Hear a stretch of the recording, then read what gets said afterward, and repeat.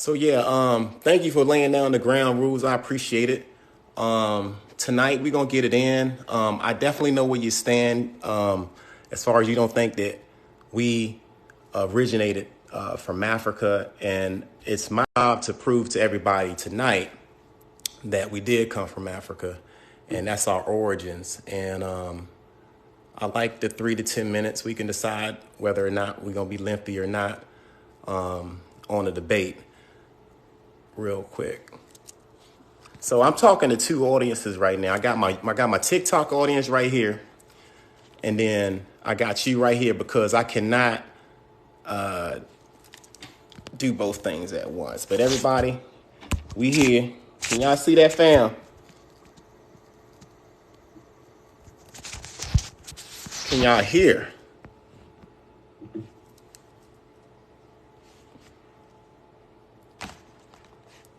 So as far as sources, I probably can share them on the Zoom, but my audience won't be able to see any of these sources. So if you could tell them what I'm showing you, that'll help too. Yeah, that'd be fine. Again, I'll be sending you the full recording of it because they want to. All right, that's what's up. All right, we can begin. Again, we will have 3 to 10 minutes. If you wish to go 10 minutes, please let me know. I would gladly agree. If you wish to go beyond 10 minutes, at least let me know how many minutes go beyond 10 minutes, and I will happily agree. But we could begin with, tell me the topic that you wish to proceed with, and I'll let you go first. Okay, the main topic tonight is whether or not we African, and our origins. That's kind of where I'm coming from right now. And this spawns from the post that I made and your comment on my post pertaining that we are not African. So we can go ahead and get started there. There's a lot of evidence that supports the origin of all men from Africa. And as melanated people, that's our ancestral homeland. And I'm ready to unload a lot of evidence backing up my claim on this topic. All right. Well, I'm going to put myself on mute and let you take it away. Oh, you can go first if you want. It don't matter. Okay, I'll go first. How about this? I got my first question. Before I get started, then, my question, you do not believe that we you don't believe that we are native Africans of America, correct? You don't believe that? No, I do not believe we are native Africans of America. Okay. Have you ever taken a DNA test? Yes, I have taken a DNA test before. Okay. You mind sharing with the audience what your DNA results were? Gladly. Let me share the screen, and I'll have to sign into Ancestry.com.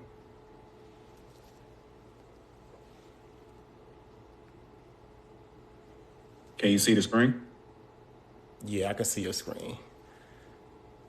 Okay. Trying to... What is that? Oh, what the heck is that?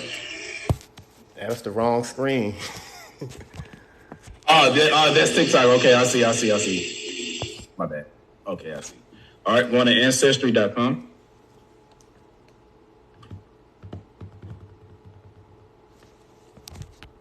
Can y'all see this, family? No problem. I'm gonna prop my shit up for y'all. And you said go straight to the results, correct? Yeah, I just was curious about your DNA results. Okay. Your DNA ancestry. I'm going to the results right now.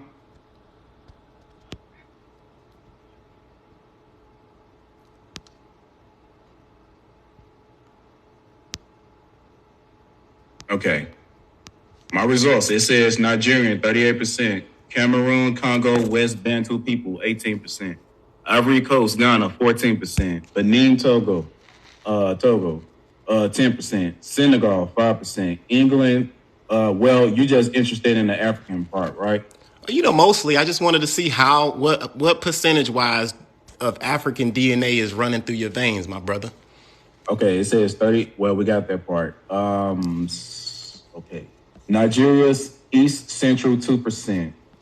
And that's all I see. Oh, yeah, Mali, 4%. That's all I see concerning the continent of Africa. Okay, good deal, good deal. My second question was, how much Native American ancestry do you possess? Well, according to Ancestry.com, again, it says I have Indigenous American, Bolivia and Peru, 1%, and Indigenous Americans, Mexico, 1%. Well, less 1%. Okay. I appreciate you showing that. You didn't have to, and you did. I appreciate it. But that kind of proves my point to what I'm saying as far as our history. My results are kind of similar, my brother. I'm 55% Nigerian. I've shared my screen plenty of times with the family. And when you take these DNA tests, they'll tell you that the origin of man originated out of Africa, at least about 200, 300,000 years ago. Modern humans walked out of Africa to populate the world. And I find it hard to believe that a brother like you that has about a good 38% of Nigerian DNA in your veins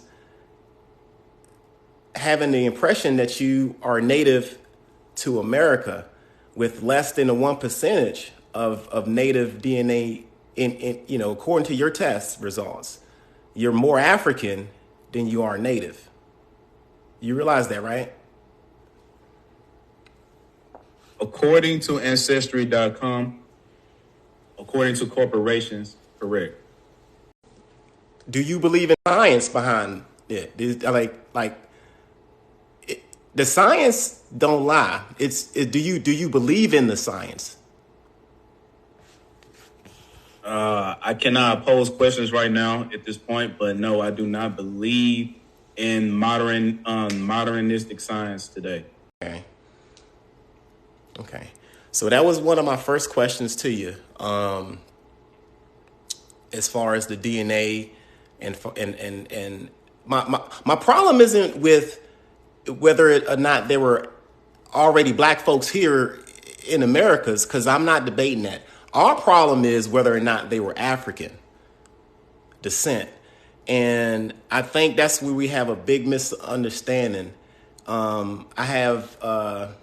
If you look at our haplogroups and you look at the L0 haplogroup, that originates in Africa.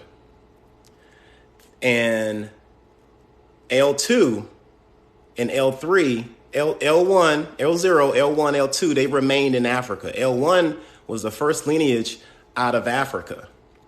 So when you look at even when you look at Native American haplogroups, they're considered the new kids on the block, according to how DNA is categorized. So when I pull up my DNA results, it'll tell you straight up that I descend from an African that originated in East Africa approximately 150,000 years ago. And what you're going to have to prove to all of us is, are there any skeletal fossil records that will validate the origin of man in the Americas? You have to prove tonight that you can show us with fossil records that are dating back at least between 250 and 300,000 years. You have to show all of this evidence of artifacts, of fossils in America. And you can't do that. You will never be able to do that, because the oldest human lines are all in Africa. So when you do research, right, and when you try to find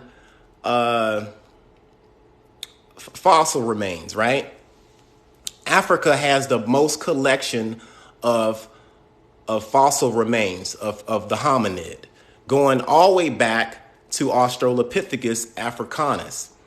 And this is approximately 1.8 million years old, probably more than that.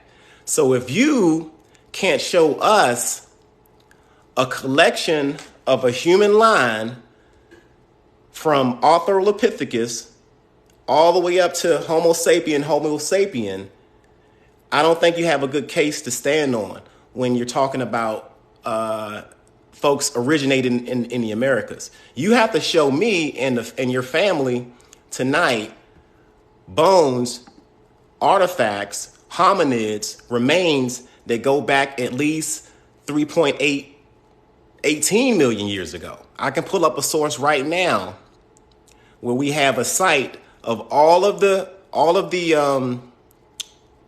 hominid skeletal remains, right?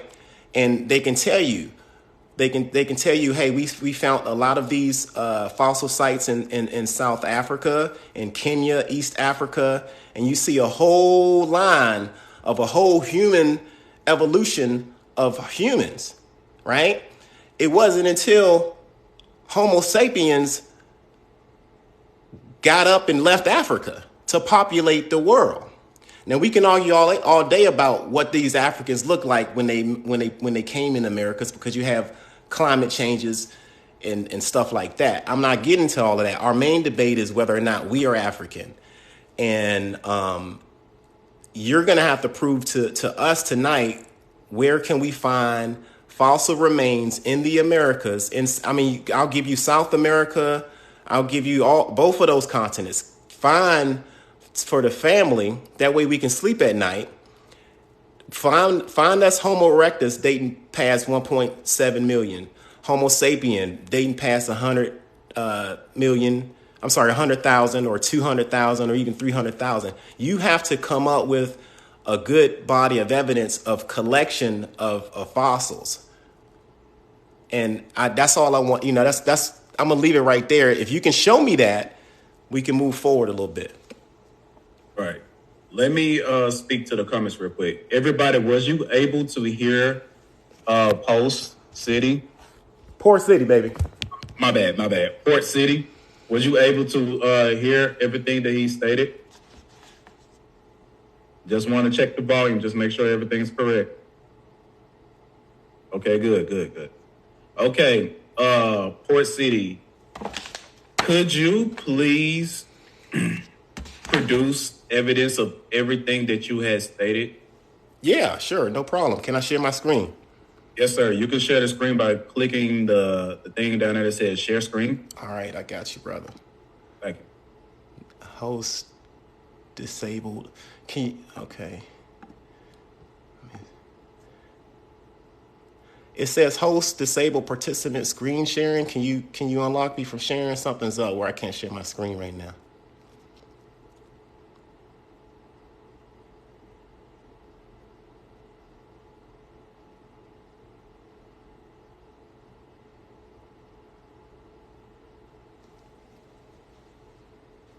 Team Africa, y'all.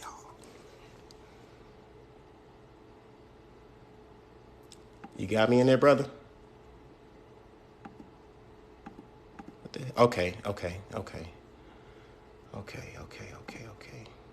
My bad. Yeah, I just made you a host. Thank you, man. I appreciate it. All right, I'm going to try to attempt to share my screen for the family. Can you see what I'm seeing, brother? Right in the middle? Yeah, it says I'm muted. Yeah, okay, there we go. Yeah. I try to blow this up because this is what the family can see most of. Damn, hang on, y'all. Give me a minute. Can y'all see this box of Africa right here? Y'all see that? That map? Can you see it? I'm talking to you, brother. Can you see this? Yeah, can everybody see it? I can see it on my on the live stream on the phone. Okay. So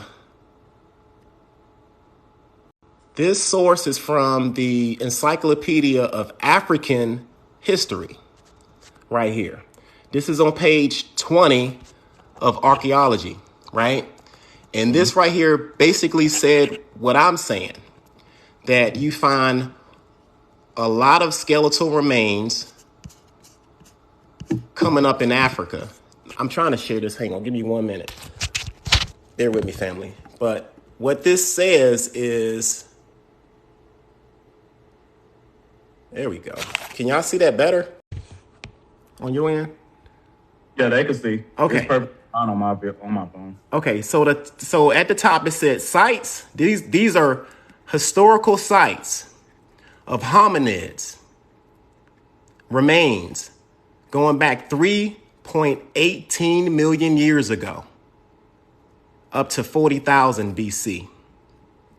It will show you right here Australopithecus, and these are several areas. It's like a triangle legend, and you can see where you can find different site areas where you find skeletal remains of Australopithecus.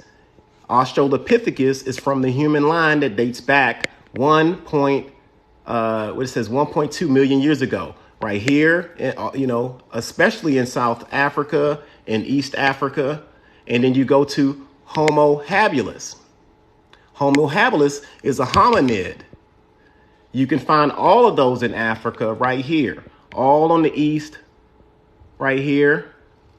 You see that. This is where the origin of all mankind initiated at, right? Let's go to Homo erectus. You see right here, you see right here, you see up here, you have a couple of sites up there, right? Homo erectus dates back to 1.7 million years ago, walking the earth, 1.7 million years ago, right? And then we got Homo sapiens between 100 and 200,000 years, okay? And they are the first group to walk out of Africa. You see that? You find more of the Homo sapiens making a migration out of Africa. Okay? That's what I'm saying tonight, family. You are going to have to show us proof in the Americas, just like I'm showing you right now. You have to show us proof of any fossil remains. These are human skeletal remains that have been uncovered throughout history that puts all human life in Africa. I think you're going to have a hard time finding any fossil remains in the Americas that predates any of these. Okay? Because modern humans walked out of Africa and they populated the world. Again, this site is the Encyclopedia of African History on page 20 for those who want to check my sources. I yield the floor to you. Question. The skeletal remains of these specimens. Mm-hmm. Can you pull that up for me, please? Can I pull up the remains, like specifically? Specifically, the skulls. The skulls? Yeah, I got a book right here.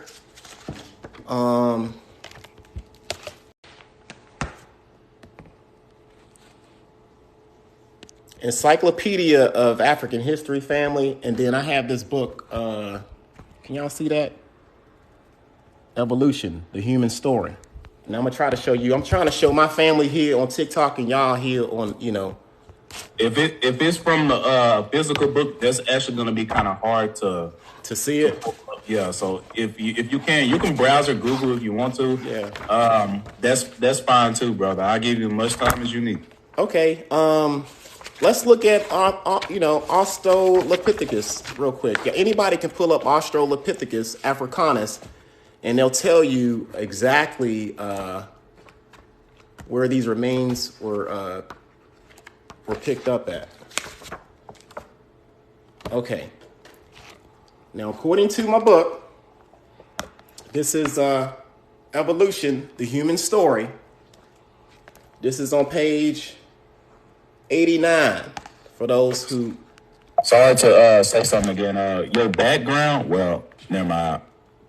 So, try to put the book in front of your face so I can see that again. The cover of the book. Yeah, it's kind of hard. Okay. My bad. The background messing me up, I see. I see. Was that a primate right behind him? Or an ape-type creature? Kind of bring it to the left a little bit. Because your background is it's the green screen that's causing this. Okay, yeah, okay, I see. Yeah, that is a primate specimen right behind him. That's all I wanted to know. But yeah, continue, my brother. Okay. So on page 89 in this book, anybody can get this book. It talks about the discovery of Australopithecus. And I got to put my glasses on. I can't see shit these days. My bad, family.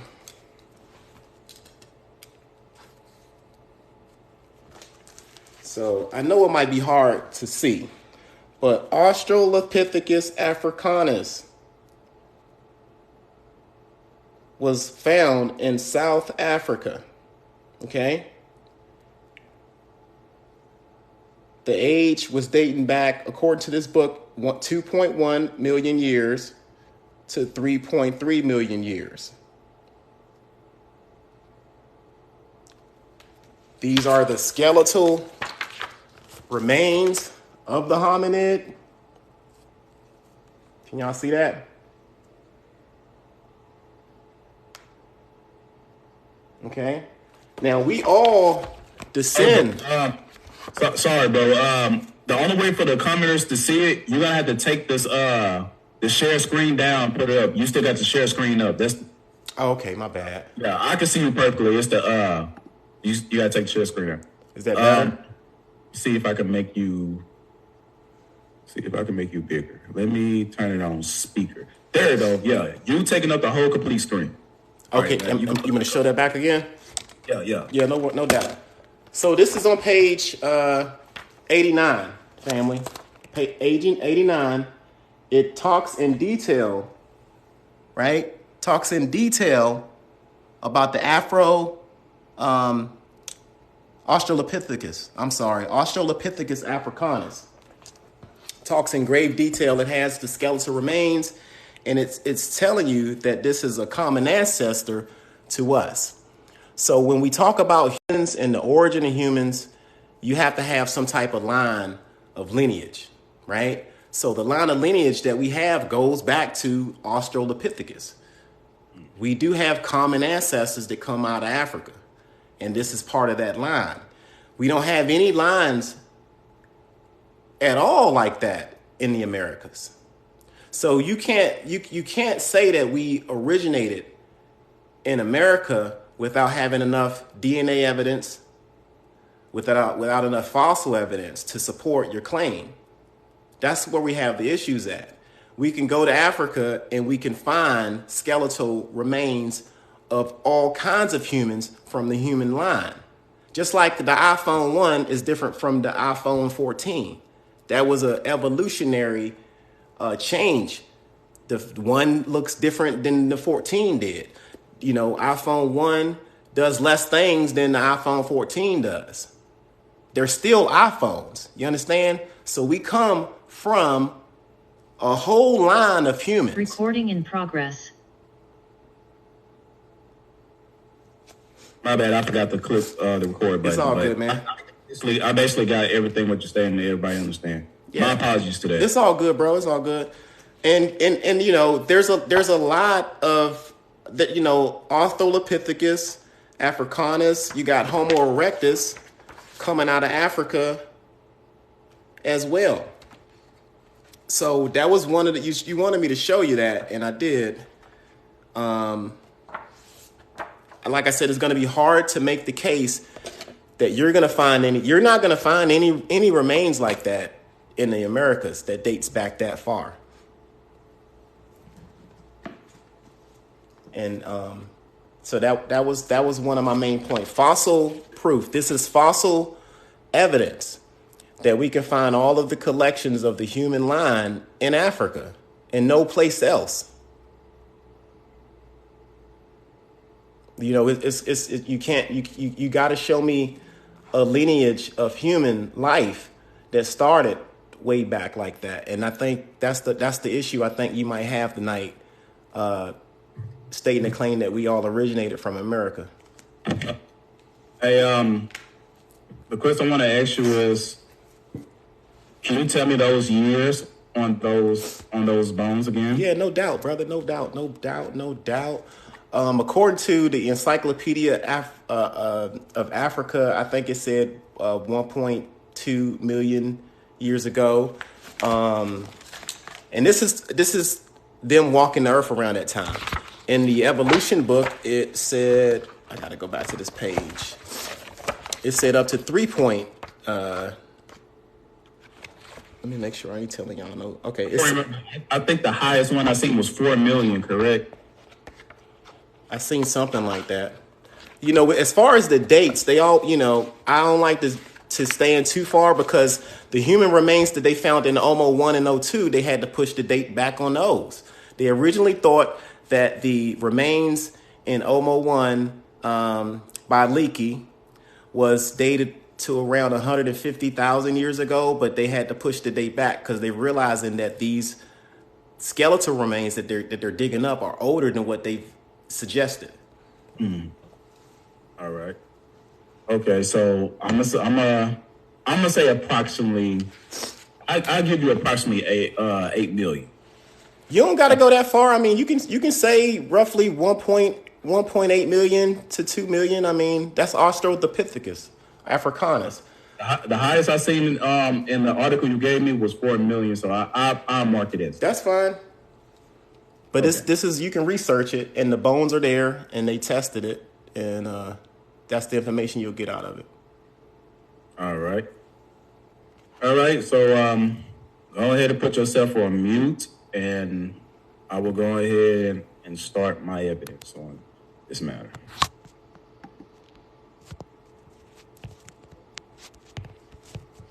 All right.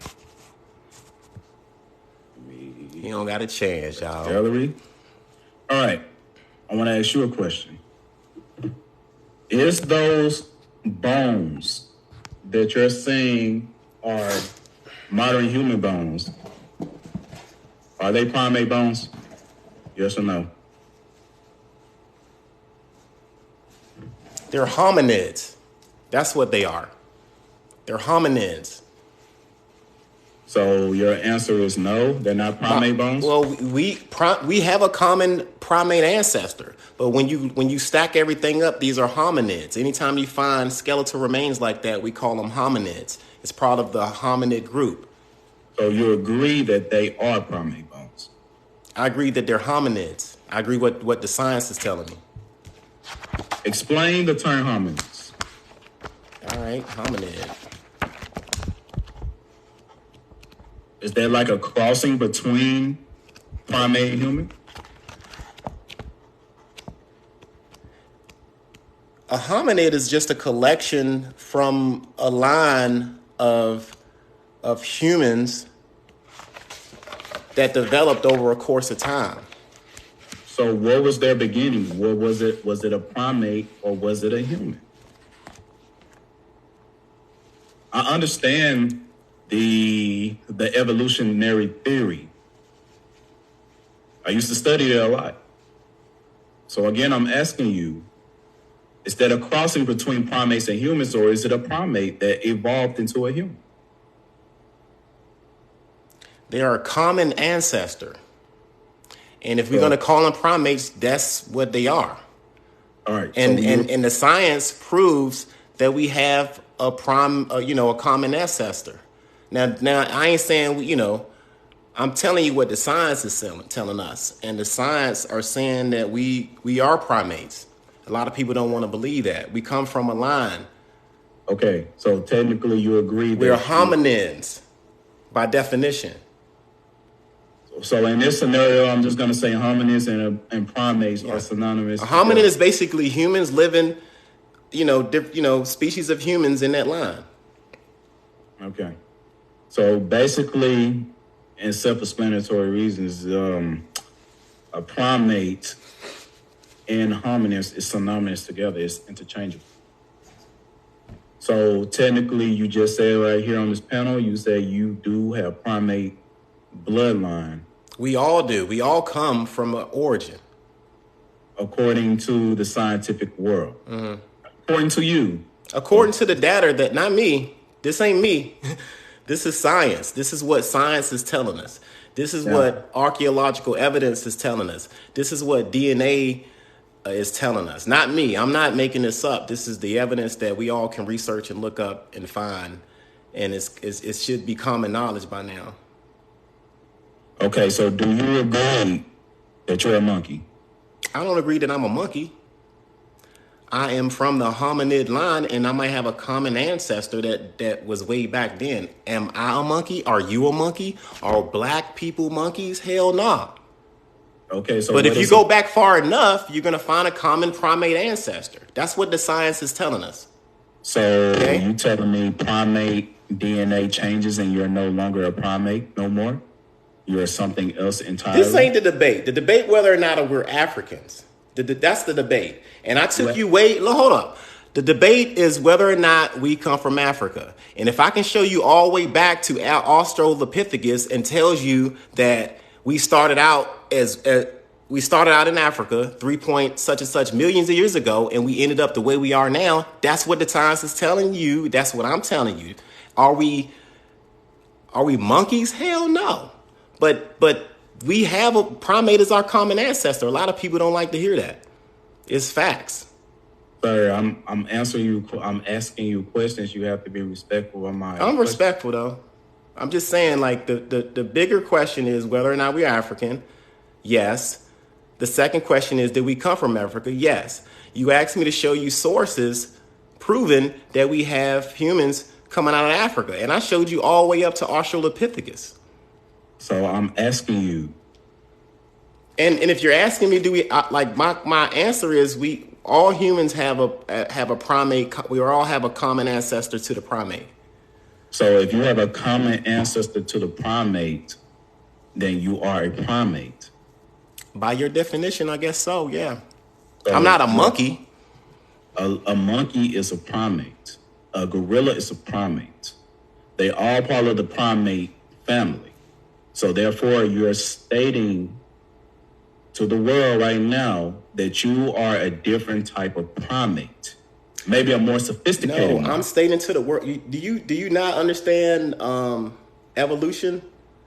Things change. Saying you change from a primate to something else. People evolve. Yes, the same humans that was walking now aren't the same humans that was walking 3.18 million years ago. So you're no longer a primate. We are from the last line of hominids, classified as Homo sapiens sapiens. When you trace our lineage back, all the way back, way back, you're going to come to a common ancestor. This is my last question before I proceed to my evidence. Do you agree that you are a primate, yes or no? The science tells us, I'm agreeing with what the science says. It's just a yes or no, my brother. The science says that we are common ancestors. Okay, thank you. Okay? All right. And you asked me to show you proof of a human line in Africa, and that's what I did. I don't think I did anything other than that. All right. So I will tackle DNA. Okay. All right. So I'm going to share my screen. Go for it. I'm going to go to my first source. I'm going to take this down. You didn't tell me you was 38% Nigerian, man. You've been fronting on us, man. You African don't even know it, bro. Let me mute my phone, though. All right. You ready? All right, go for it. All right, here we go. We're going to, where is it? DNA testing. And we're going to start right here. This is my first source. It's called The Science and Business of Genetic Ancestry Testing. All right. Okay. I can't see it. I just see the little box. But Right you about to pull it up? There it is right there. You see it? I just see I see a bunch of files right now. Oh. You know what I'm saying? Like I don't see it pulled up. Some reason. Okay, all right, you see the files. Okay, is it pulled up? It won't pull up. I saw where you tried to click it and I saw the little circle go around, but it ain't come up yet. There what you about go. Now? I see that. Science. All right. It says The Science and Business of Genetic Ancestry Testing by Deborah A. Bulnick, and others. All right. So I'm going ahead to the main points that I already said. It says, although companies acknowledge that mitochondrial, DNA and Y chromosome tests provide no information about most of the test takers' ancestry, more important, limitations to all three types of genetic ancestry tests are often less obvious. For example, genetic ancestry testing can identify some of the groups in locations around the world where a test taker haplotype or autosomal, I think I said it right. Yeah, I got you. Makers are found. Some words I ain't gonna be able to pronounce. It's all good. It's not vocabulary. But it says, but it is unlikely to identify all of them. Such interference depend on the samples of companies' database, and even databases with 10,000 to 20,000 samples may fail to capture the full array of human genetic diversity in a particular population or region. And may you mute your mic? Yeah, please. My bad. All right, and I'm gonna skip on down to right here. It says very few alleles are therefore diagnostics of membership in a specific population, but companies sometimes fail to mention the allele could have been inherited from a population in which it has a less common.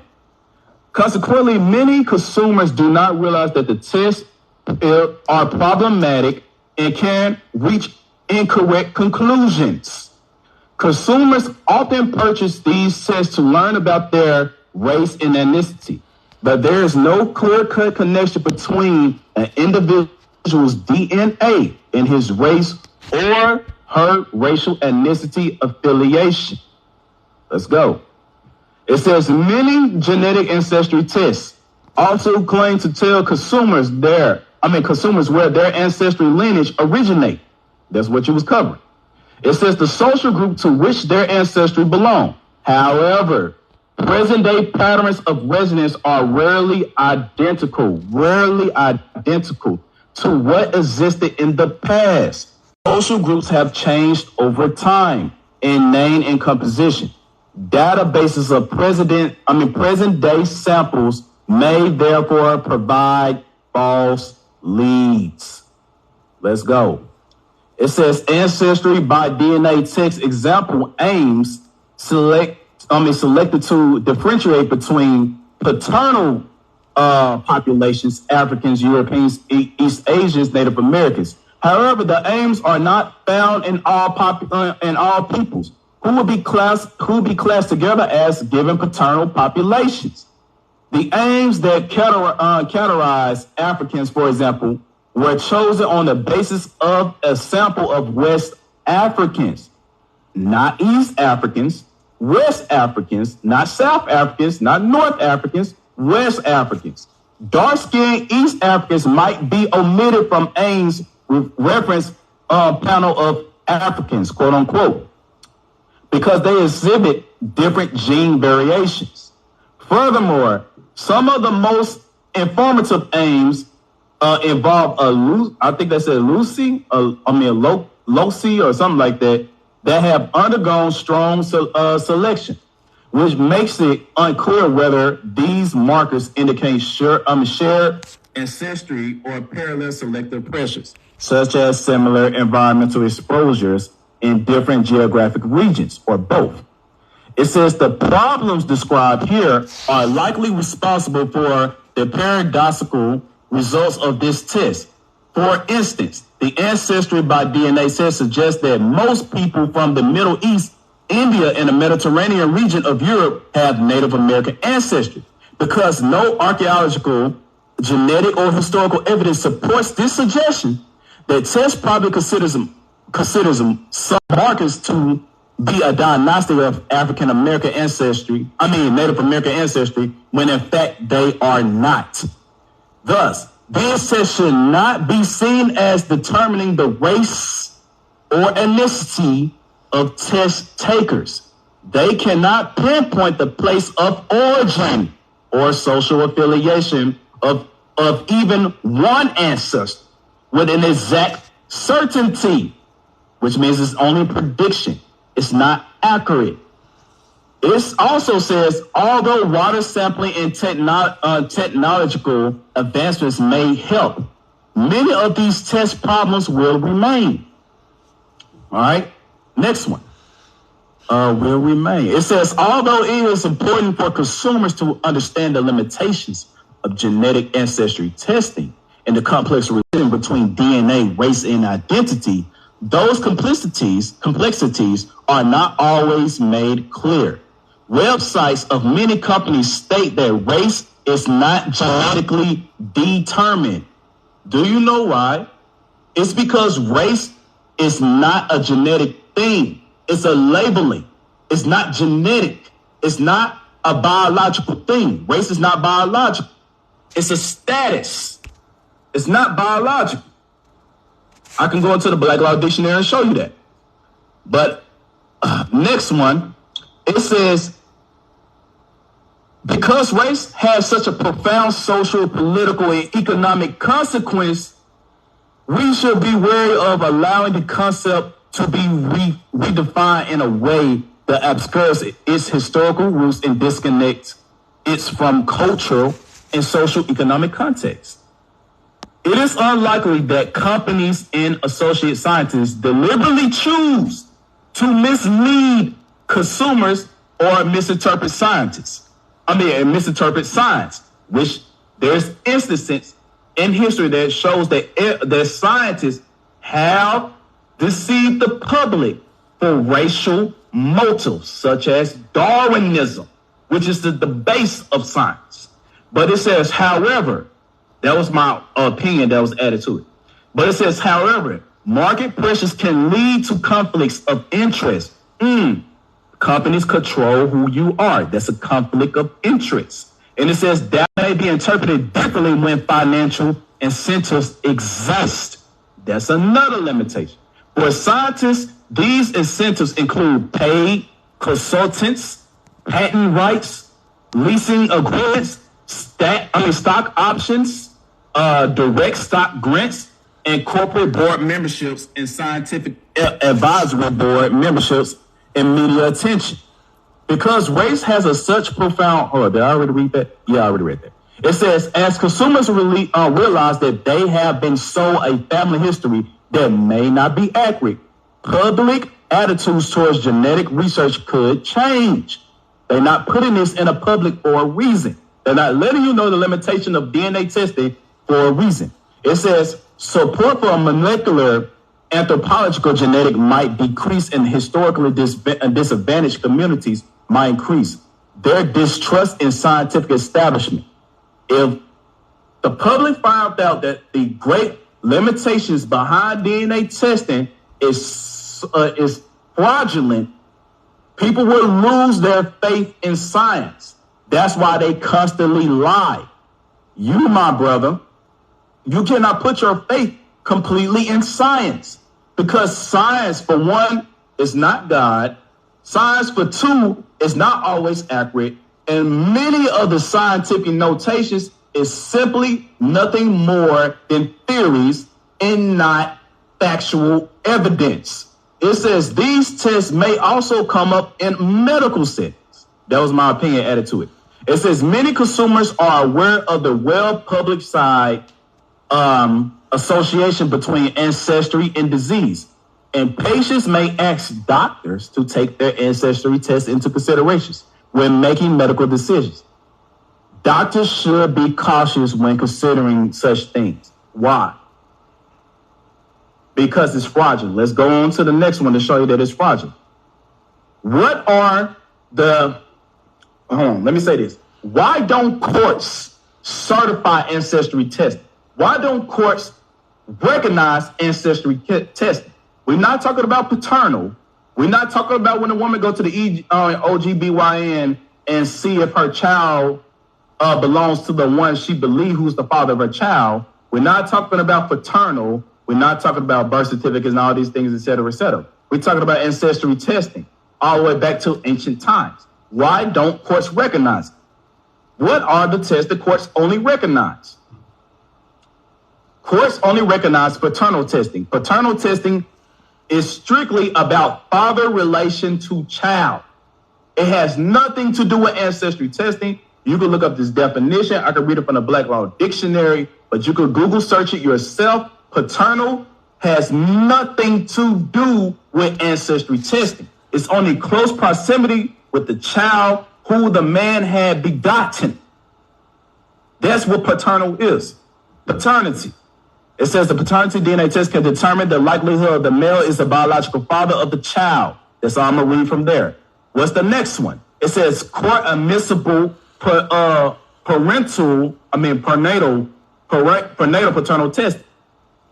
And that's basically getting the fluids inside of the cervix or whatever, and comparing it to the paternal, which is the father, to see, hey, it's highly likely that this child might belong to you or don't belong to you. What's the next one that the courts recognize? It is called the zygostic, or whatever it says. Basically, this test tells you if your child is going to be, is that it? Fraternal? Do I see fraternal? Yeah. If your child is going to be identical or fraternal. There's another test that the courts recognize. What's the last one? Missing parent test. To see if you have complete similarities in your genetic code with the person that is missing. To see if this child or missing person belongs to you. It's only on the level of grandparents and parents and child. Now, what else do the courts recognize? I ain't gonna read there right now. These are the other things that the courts only recognize. This is law. You can look this up. Lawfully. Courts only recognize in DNA legals of the MOJ, it says accredited testing results can be used in providing clarity and resolution of the variety of legal circumstances. It says child custody and protection, obviously to see if the child belongs to you. Family disputes, obviously if you have a child out of wedlock. Immigration cases, again dealing with child paternity mix. Immigration and passport applications, again they're still dealing with paternity. You got to look up the things behind this. Inheritance and probate disputes to see if you're related to an individual so you can have have rights to lands, property, real estate, etc., etc. Adoption, again, to see if this adopted child belongs to somebody else, yada, yada. Birth certificate amendments, still dealing in a world of paternity. Courts only recognize paternity, not ancestry. Over the sources that I provided in the legal stance, courts don't even list ancestry results as a tangible record to prove who you are. They don't recognize that. Now, you might talk about quantum on blood quantum. If you research blood quantum, that is not drawing blood. They looking up census records to see if this person is a full blood, yada, yada, yada, of course. So not even Native Americans do blood tests to determine if you are Indian or not, because you will have to have an ancient blood to compare that to, which they do not. Now I'm going back to this source. called the genetic race of DNA ancestry test racial identity in the law. It says, we argue that these tests, let me see if I can zoom in. We argue that these, hold up, wait a minute. Let me mirror, gotta mirror this so the people can see it.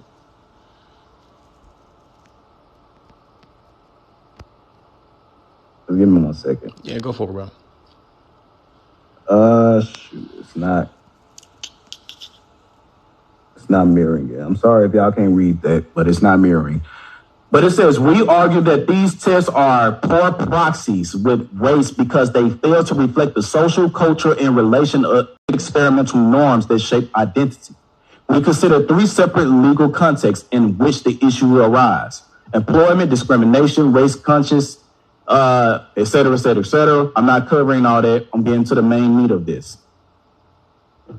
Gotta go back out. Okay, can you go out? Why aren't you going to the next slide? Okay, there we go. It says, is this what I want to read? Nope, not that. A history that is rooted in biological variation, not cultural or emotional connection. The clear message is that your genes are closely tied in some intrusive level to who you are as a person. Because DNA ancestry tests are grounded in genetics, they naturally reinforce the idea which is already deeply ingrained in the United States. What is that? Racial discrimination, already putting you in categories by race. Again, like how you say you was a monkey, where did that come from? That come from Darwinism. And Darwinism already been proven to be fallacies many times, but the scientific world still pushed that. But it says that race, I'm gonna show you, but it says that race is a biological determinant. Indeed, Professor Dorothy Roberts warns that the explosion of genetic ancestry testing is perpetrating a false understanding of an individual and collective racial identities that can have a widespread repercussion. When the world finds out that DNA testing is heavily fraudulent, the world's going to turn against the scientific world. I'm also going to show you video evidence of this as well. But it says, in short, DNA ancestry tests are creating the conditions for a genetic race. They're creating conditions. Now it says DNA ancestry tests represent a marriage of at least 2 separate areas of scientific inquiries: genetic and similarity, and human moderate. I can't even say the word. But when they migratory patterns. It says apparently the human genome project. That's what we are referring to. You probably didn't say it, but that's what we are referring to. It says importantly the human genome project revealed that human beings are 99.9 genetically similar. That's where you was talking about the monkey bones, correct? It says the variation of the remaining fraction of a percent is what enables DNA ancestry testing companies to predict people's geographic origins. By the way, the geographic place is not biological. Your blood cannot tell you what landmass you come from. Migration periods changes over the course of time. Especially dealing with slavery. The same people in those same regions today are not the same people in those regions 400 years ago. It's been proven. I don't know if you actually looked into it, but those same people in what you call Nigeria or Ghana, yada, yada, yada, are not the same people that was there 400 up to 600 years ago.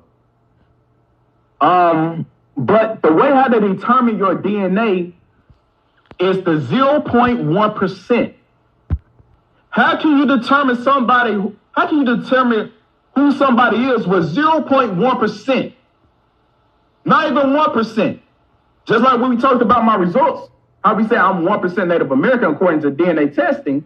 which I say is fraudulent. That's why I say I don't agree with DNA testing, because it's heavily fraudulent.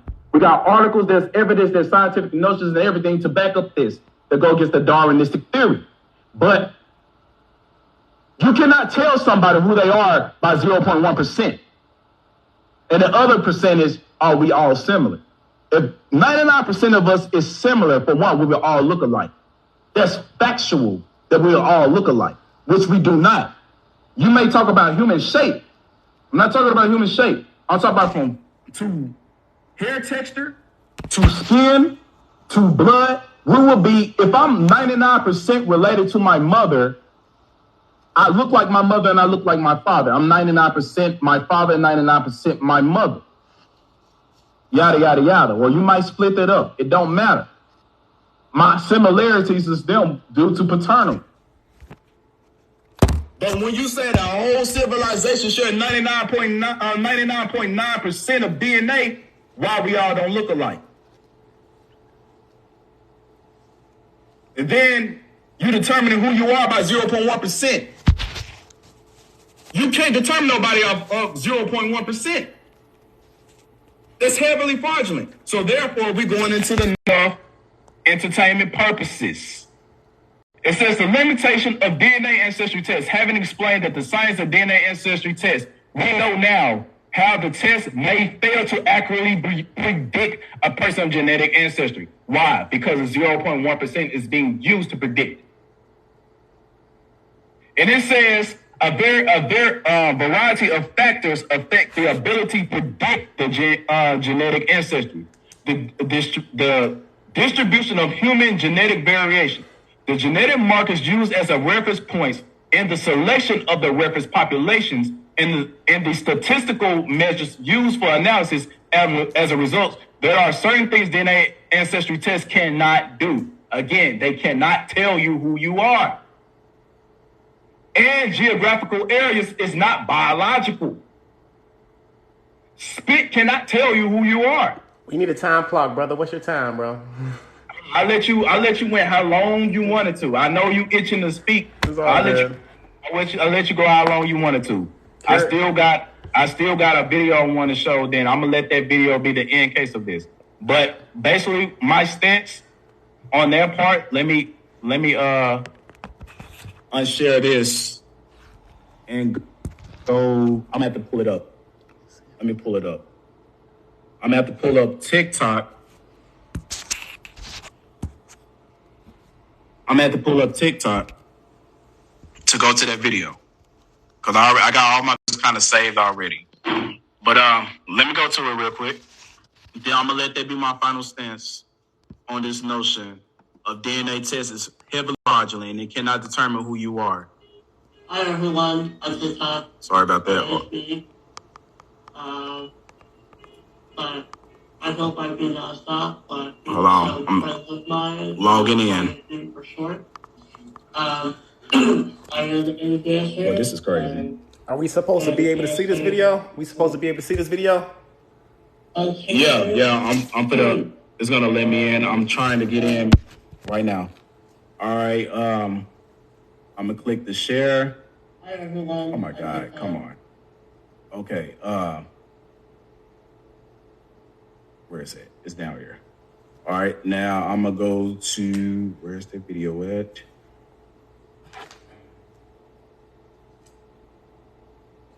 Okay. I'm gonna have to click stop share. Then I'm gonna have to pull it back up again. Okay. Here we go. Can you see? Yeah, I can see your screen now. You can see? Yeah, I see what you see. You're on mute. Oh, hold on. Okay, I can see. This your page I'm looking at right now. All right, so I'm going to go to, where's the video? Here we go. Pay attention to this. Pay attention to the words now. I'm telling you, it's fakery. It's complete. It's about most likely it's 100% sure. So statistics and accident are less than that situation. This is statistically less. Yeah. It's an informal less. So you're 100% sure. Coming up, we're trying.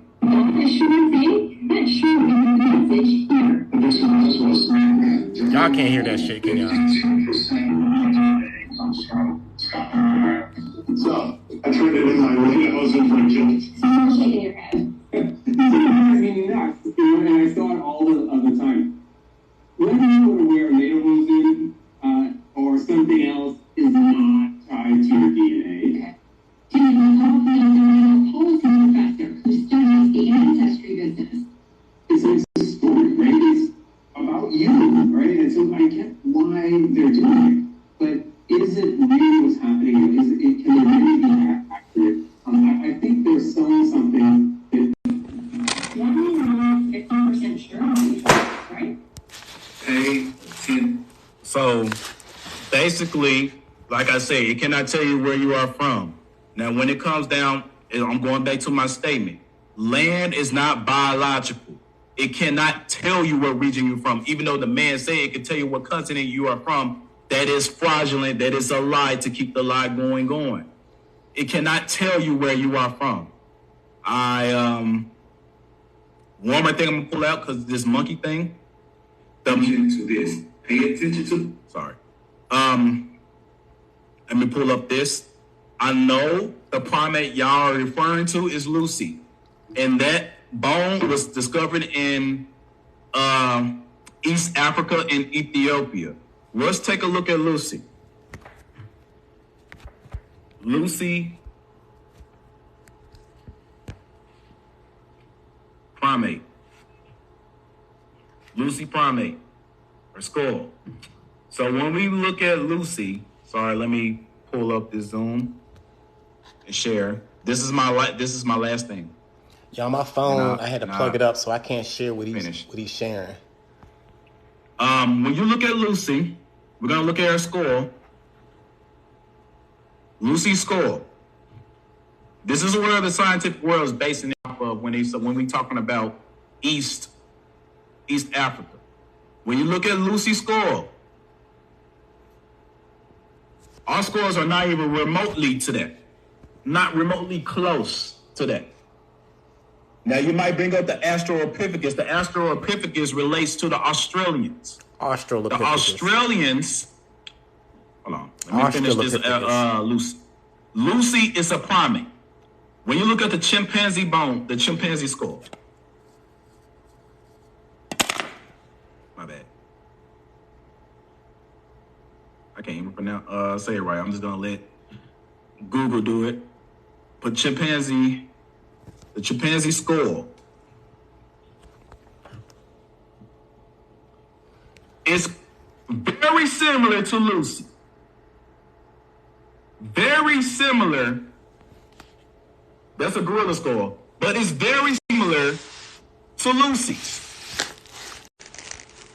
So when you go back and look up Lucy's, gorilla skulls, Australopithecus, all of them are primate bones, and our skulls don't remotely. There's no similarities because DNA shows on the surface. They trick you and tell you, "Oh, we know what we know what the DNA look like and everything like that." When you never seen DNA a day in your life, it's an invisible thing. It's not tangible. But they just tell you, and you just completely agree with it without actually going against it. Nobody never go against it. Nobody actually looking the oppositions against it. You just completely agree with it and run with it. And here you are right now on this live saying, I am a primate that evolved into something else. Whose origins come from a primate. That comes from races. That comes from Darwinism. You did not, I'm here to tell you, brother, you did not come from no monkey. And that's it. I rest my case and I'm done. My man. Man, I hear you, brother. You were very vocal, man. I appreciate all of that. Well, hold on. I'm trying to stop the screen share. Why is it stopping? Oh, there you go. Screen share stop. Okay. Basically, what you're going to have to prove, you're going to have to prove me wrong. You're going to have to prove that you came from primates. If you came from primates, then shoot. Toodles to you. Congratulations, you come from primates. But saying that us as a nation, as a people, are monkeys, I'm gonna have to oppose that.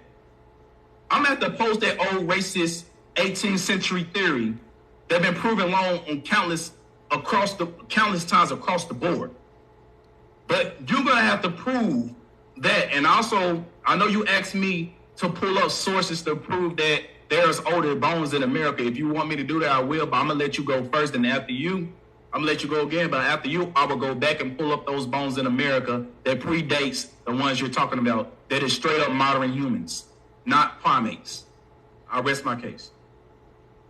All right, bro. I appreciate that. I had to charge my phone up because I'm having some issues with my charger right now.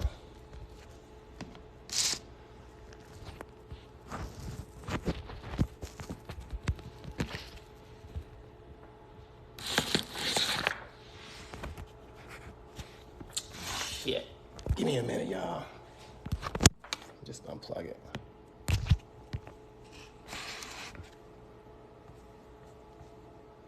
Can you hear me?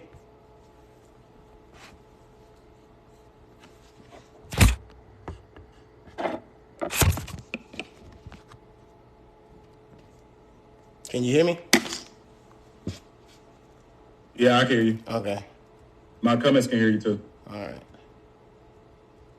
So yeah, you still have to show us, even if you're making a case that we're not primates, you still have to show us skeletal remains of Homo sapiens sapiens that predates 300,000 years in America.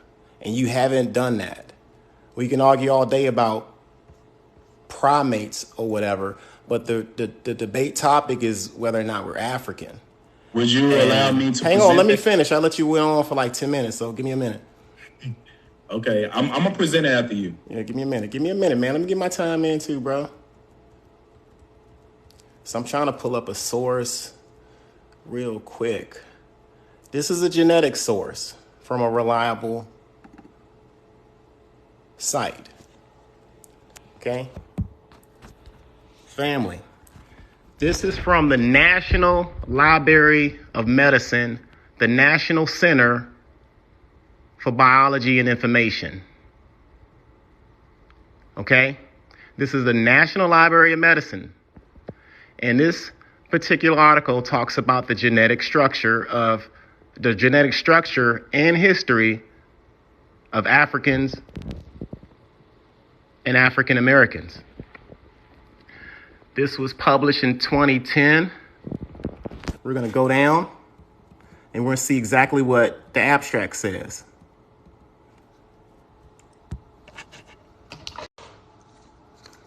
In the first, can y'all see that? It says, Africa is the source of all modern humans. But characterizations of genetic variation of relationships among populations across the continent has been enigmatic. That means it's been a puzzle, like an enigma.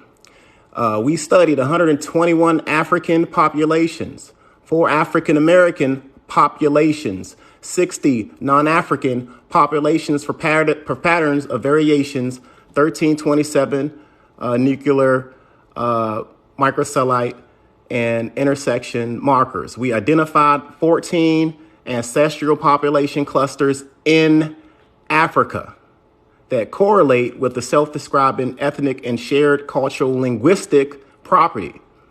We also observe levels of mixed ancestry with most populations reflecting historical migrations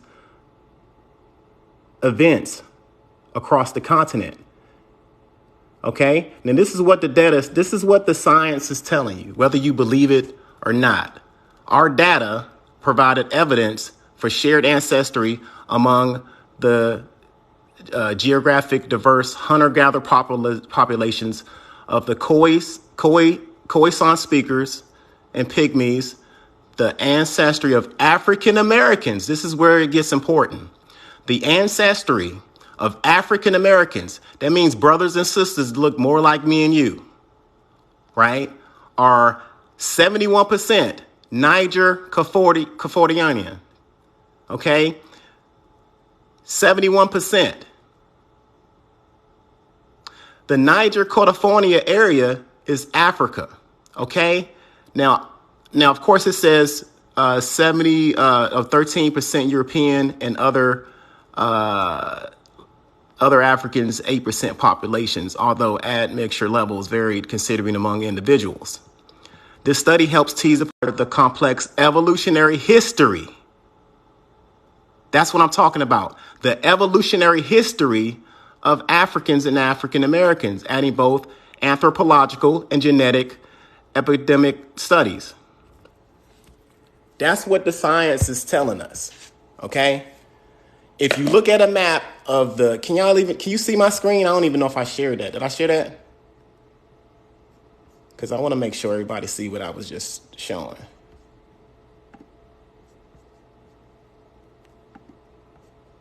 You got me disabled again, homie. I can't share my screen. The only way I can share my screen is like I'm gonna have to go back and forth between making the host. So yeah, put that up. I'm gonna let you put it up again. Okay. Just take me out whenever you need to, whatever. It's all good. All right. There you go. All right. I just wanted, I want you to see what I'm talking about. That way you know I'm making up some shit. All right, you see my screen? Yeah, I can see it. Okay. So the main meat and potatoes of this whole thing is African ancestry, right? DNA. This was a study. It says at the beginning of the study, Africa is the source of all modern humans, meaning the Homo sapiens that, not monkeys, real people. Modern people, Niger Cordofonian DNA. If you pull up the Niger Cordofonian map of Africa, which I can try to show you right now, this will show you exactly where we from. And it ain't America's, my brother. Now, you can argue all day about the primates, but modern people came out of Africa 300,000 years ago. Modern humans, not monkeys. You know what I'm saying? Modern humans walked out of Africa before they walked any other place on the earth. And you have to prove to us otherwise. You haven't showed anybody tonight any skeletal remains that predate any of the stuff that I put out for the family, right?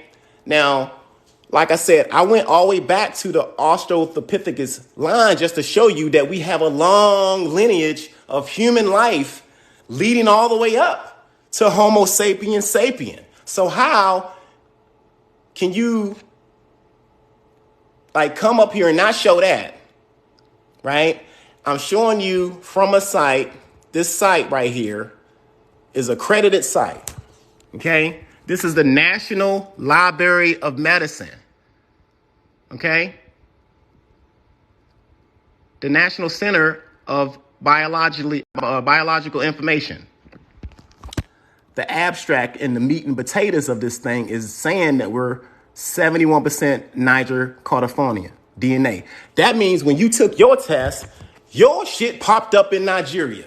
That is one of the Niger Cordofonian regions, my brother. Why would it say that?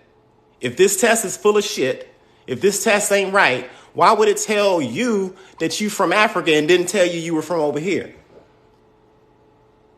Because if you go back in history, that's where all of our people originated from. Modern humans walked out of Africa. Don't get it twisted with this monkey business. I ain't talking monkey business. Civilized modern humans walked out of Africa to populate the world. And if it wasn't for an ice age, we probably would be the same damn color. But you had weather phenomenons that changed all of that. I ain't getting into all of that. The main topic is whether or not we Africans. You took a DNA test and it tells you you are 38% Nigerian. And I just read you an article from the genetic structure and history of Africans and African Americans. And it's telling me where you're from, the Niger Cordofonian area. Family, type Niger Cordofonian map. And you tell me how much of Africa that encompass, right? So you have, if I can recall, you had like some Congolese. You had a lot of West African DNA pop up. That's your 71% that this article was telling you about in 2010. You know, that's the science. Okay.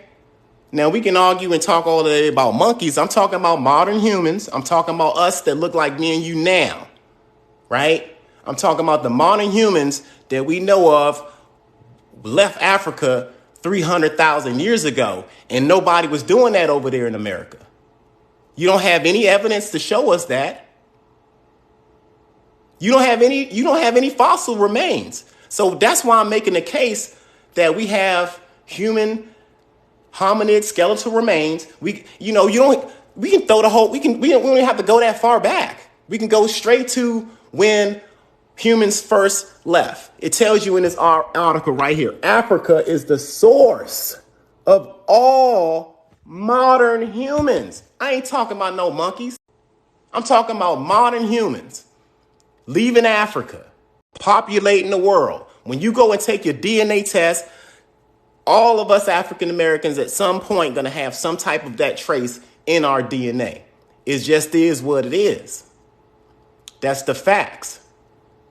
The Niger California map is Africa, not America. When you look at haplogroups, we got the oldest haplogroup, L0, L1, L2, which remained in Africa. L3 was the line that left out of Africa to populate the world. So that means we are from the senior branch of the human tree when it comes to evolution. But you don't believe in that, and that's okay. I dig it. But you can't come up here and deny DNA just by, like these are tests. What they do is they go into populations that's been there for like, how can you take a test in America and you popping up with that? Like, I know it sounds bizarre, right? How am I connected with these Africans? Because those Africans never left Africa. Those Africans stayed over there. Some of them stayed. The majority of them that you pull your DNA from are still over there. That ties us back to that continent. You can't do it the other way around. That's not how science works. I showed you evidence. You asked me to show you evidence. I had evidence laid out as far as the human lines going all the way back. I knew you was going to have a problem with the whole primate thing going back, but I had to prove to you that there was a line of humans, a line of hominids leading all the way up to where we are right now today. It's just like the first iPhone. You don't have an iPhone right now. The first one, you got like the latest one. There was an evolution that went on in the human line. You have archaic human DNA that they finding out in West Africa. Okay, so it just goes back to the science. Now, whether you believe in the science, I can't help you, but the science is there. The studies have been done. And yes, you're right. It's not 100% with the DNA. You need a whole pool of people to take these tests. That's how they can connect us. You know what I'm saying? So the people that are living in West Africa that have never gone, that have been over there the whole time, right? We take our DNA test. We connect to those Africans that's over there, according to our DNA. Not over here. There's nothing over here that connect us back to our homeland. Our homeland is over there. All of like L1, the haplogroups. Check out the haplogroups and the migrations. You're going to realize that it's not 100, like nothing's 100%, of course. Like I dig that. But the way they study these things, they go into these older populations of people that haven't moved at all, haven't relocated, and they take samples, and that's where the study comes from. This study, like I said, is from the National Library of Medicine. They're not just making this shit up. This is real talk. They're not making it up. Again, I'm gonna read it for the family. The genetic structure and history of Africans and African Americans. Go down again. First line of the damn sentence says that Africa is the source of all humans. It tells you that they studied a group of 125 African populations. They studied 125 African populations in that area. And then they studied, African American populations, 4 African American populations. And they studied 69 African populations. When they finished, the results were that the ancestry of African Americans is predominantly from the Niger California area. And the only reason why we have this Euro stuff is because of the transatlantic Holocaust that we had to suffer. That's the science. That's what it's telling us. That's what I'm telling you. We have, like my DNA evidence is supporting the fossil records that I have. I'm still waiting on fossil remains that's older than at least 300,000 years. Let's forget about the monkeys and primates. Let's talk about modern humans walking out of Africa. Can you show us any of that? The only thing you can do is just say that, well, I don't believe in the science, is suspect. Nah, man. I mean, the science is there. They take clusters. It's called a genome for a reason. They have to have a collection of data. The more people that take the damn test, the more they'll know. But you got people that's skeptical about taking stuff, and I can understand why. But your DNA popped up in Africa. You have to explain to everybody why your DNA popped up, saying that you're 38% Nigerian if you're not. And why you don't believe in this.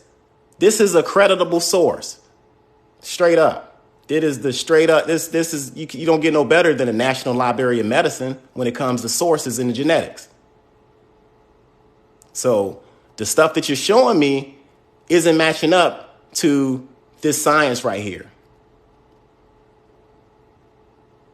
It just ain't matching. It ain't meshing well.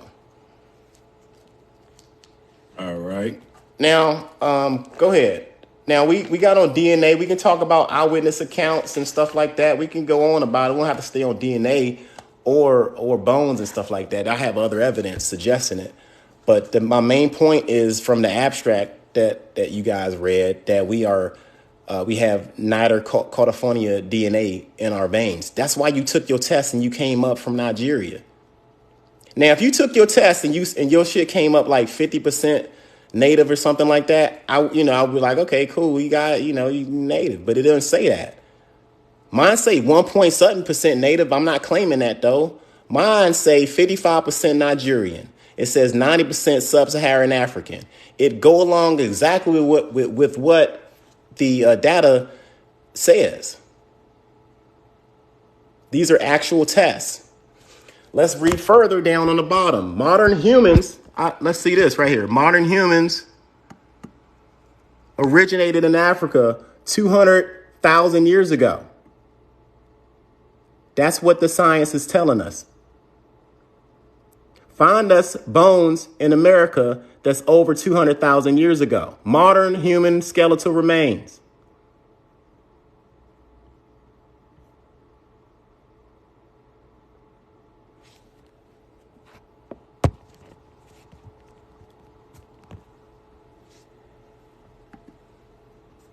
Again, if y'all want to check that source out, it is the National Library of Medicine. This study was the genetic structure and history of Africans and African Americans. There's several other studies as well, but this one is a really good one. It breaks down the genetic, it breaks down our Niger Californian DNA really well in this one. So I'm going to yield to the floor, man. Go ahead.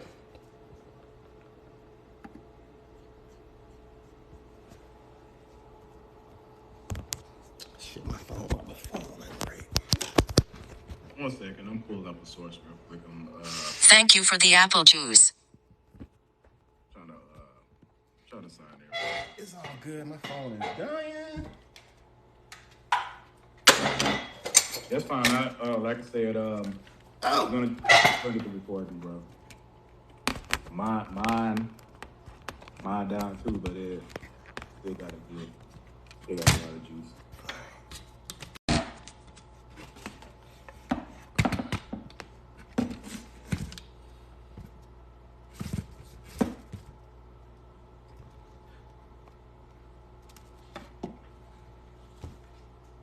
One second.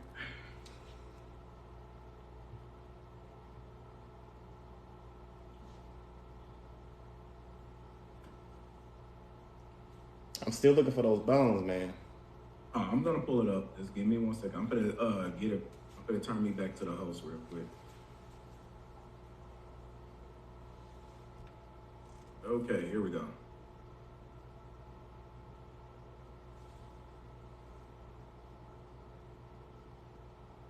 If I can move the screen, if I can move it over, they let me get this stupid thing out the way. Here we go.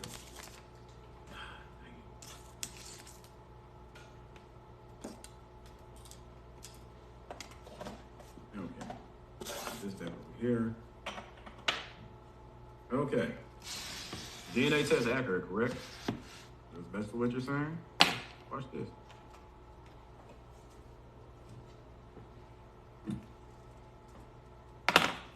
One second. Your name's Chester. This is my pet lizard named Chester. I wanted to see if I could send his DNA into 23andMe and what the results might be. And so that's exactly what I did. I took my trusty 23andMe kit here and swabbed as much saliva that I could of Chester. When I sent these results in, when I got back, it blew my mind. I never loved my life. Goddamn lizard. As you can see, he's West African. So the lizard DNA came back as West Africa. I could show many more animals along. I mean, yeah, I'm here. How can we trust that? I mean, I don't think that's a good credible source. I mean, it wasn't like a control and all of that. Like that's not a controlled experiment. You know what I mean? You need to show me a medical source, not. You know what I mean?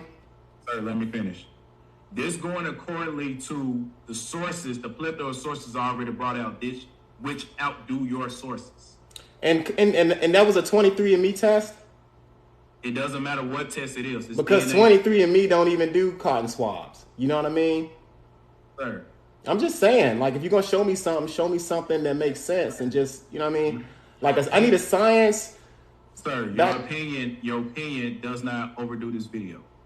Yours don't either. Sir, I'm talking. You're being disrespectful. Okay. I did not talk the whole entire time you spoke. Go for it, bro. I'm gonna mute myself. How about that? According to the sources I already brought out, they said 99.9% of your DNA is similar, and they only use 0.1 to determine who you are. Yet you still come up with the notion and say, hey, you're African, after they just literally told you in the sources they cannot tell you who you are, and that race is not biological. They cannot determine your race by DNA testing. They openly told you. I pulled two sources that said it. If the scientific world is all in cahoots together while they're in opposition against each other too, that logically does not make any sense. Now, the reason my DNA test came back as African, because that goes with the Darwinistic racist theory that you are promoting, that, again, monkeys. Now, you want to switch the dynamic to modern human. I'm glad they can do that, but you need to stay on topic. Either you're a primate or you're a modern human. They are not the same. And I'm gonna pull up another video that show you that Africans do not have primate, Neanderthal, Australopithecus, whatever DNA. This happened on BBC. They said the same thing, yet you still promoting that notion after I showed you the scientific notions of them stating that we cannot determine who you are. And I showed you that geographical areas is not biological.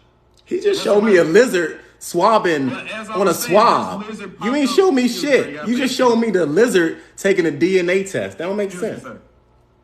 Gotta pay attention. This is a debate. You gotta be. Oh yeah, let's look at the lizard and shit. Cannot be disrespectful. I haven't acted like that at all with you. But as again, it says West Africa. It says this liver has 70% DNA. So I guess you're a lizard too, huh? I could pull up a dog DNA. It's gonna show the same thing saying that a dog is a European. There's a whole bunch of evidences of people pulling up, taking DNA tests of their animals is doing the same thing, showing you that DNA tests should not be taken seriously. It's nothing but entertainment purposes, and that it literally out here lying to your face, telling you who you are. It's a conflict of interest to control you and tell you what you are without even showing real tangible documentation or real ancestry proof from your own families telling you who you are. I guarantee if your great grandmother, third generation grandmother was alive, if they alive, my condolences. But if they alive, I guarantee they ain't gonna tell you nothing about you being African whatsoever. I guarantee your fourth generation ain't gonna tell you that. I guarantee your fifth generation ain't gonna tell you that. This all come after 1910, after the $100 million of John D. Rockefeller dropped $100 million in a general board education, thus changing the education system, and they literally label all black people classified as N-words, no matter of their origins whatsoever. But let me pull this up. This is just my third source proving that DNA is completely fraudulent, because DNA test tells you that animals came out of Africa and comparing their DNA. How's a lizard Nigerian? How does a lizard come from Congo? It's completely fraudulent. But let me pull up my source. I'm gonna pull up my next source. You pulled a lizard out real quick. A damn lizard. About this, because you want me to desperately get to it. I was gonna go down the line and get to it, but I'm gonna pull this up. Go back. Pull up this again. Gotta go back to that folder.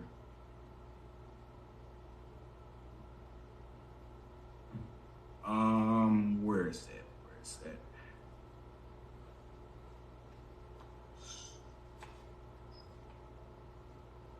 I believe it's this one. Yes, sir, it's this one.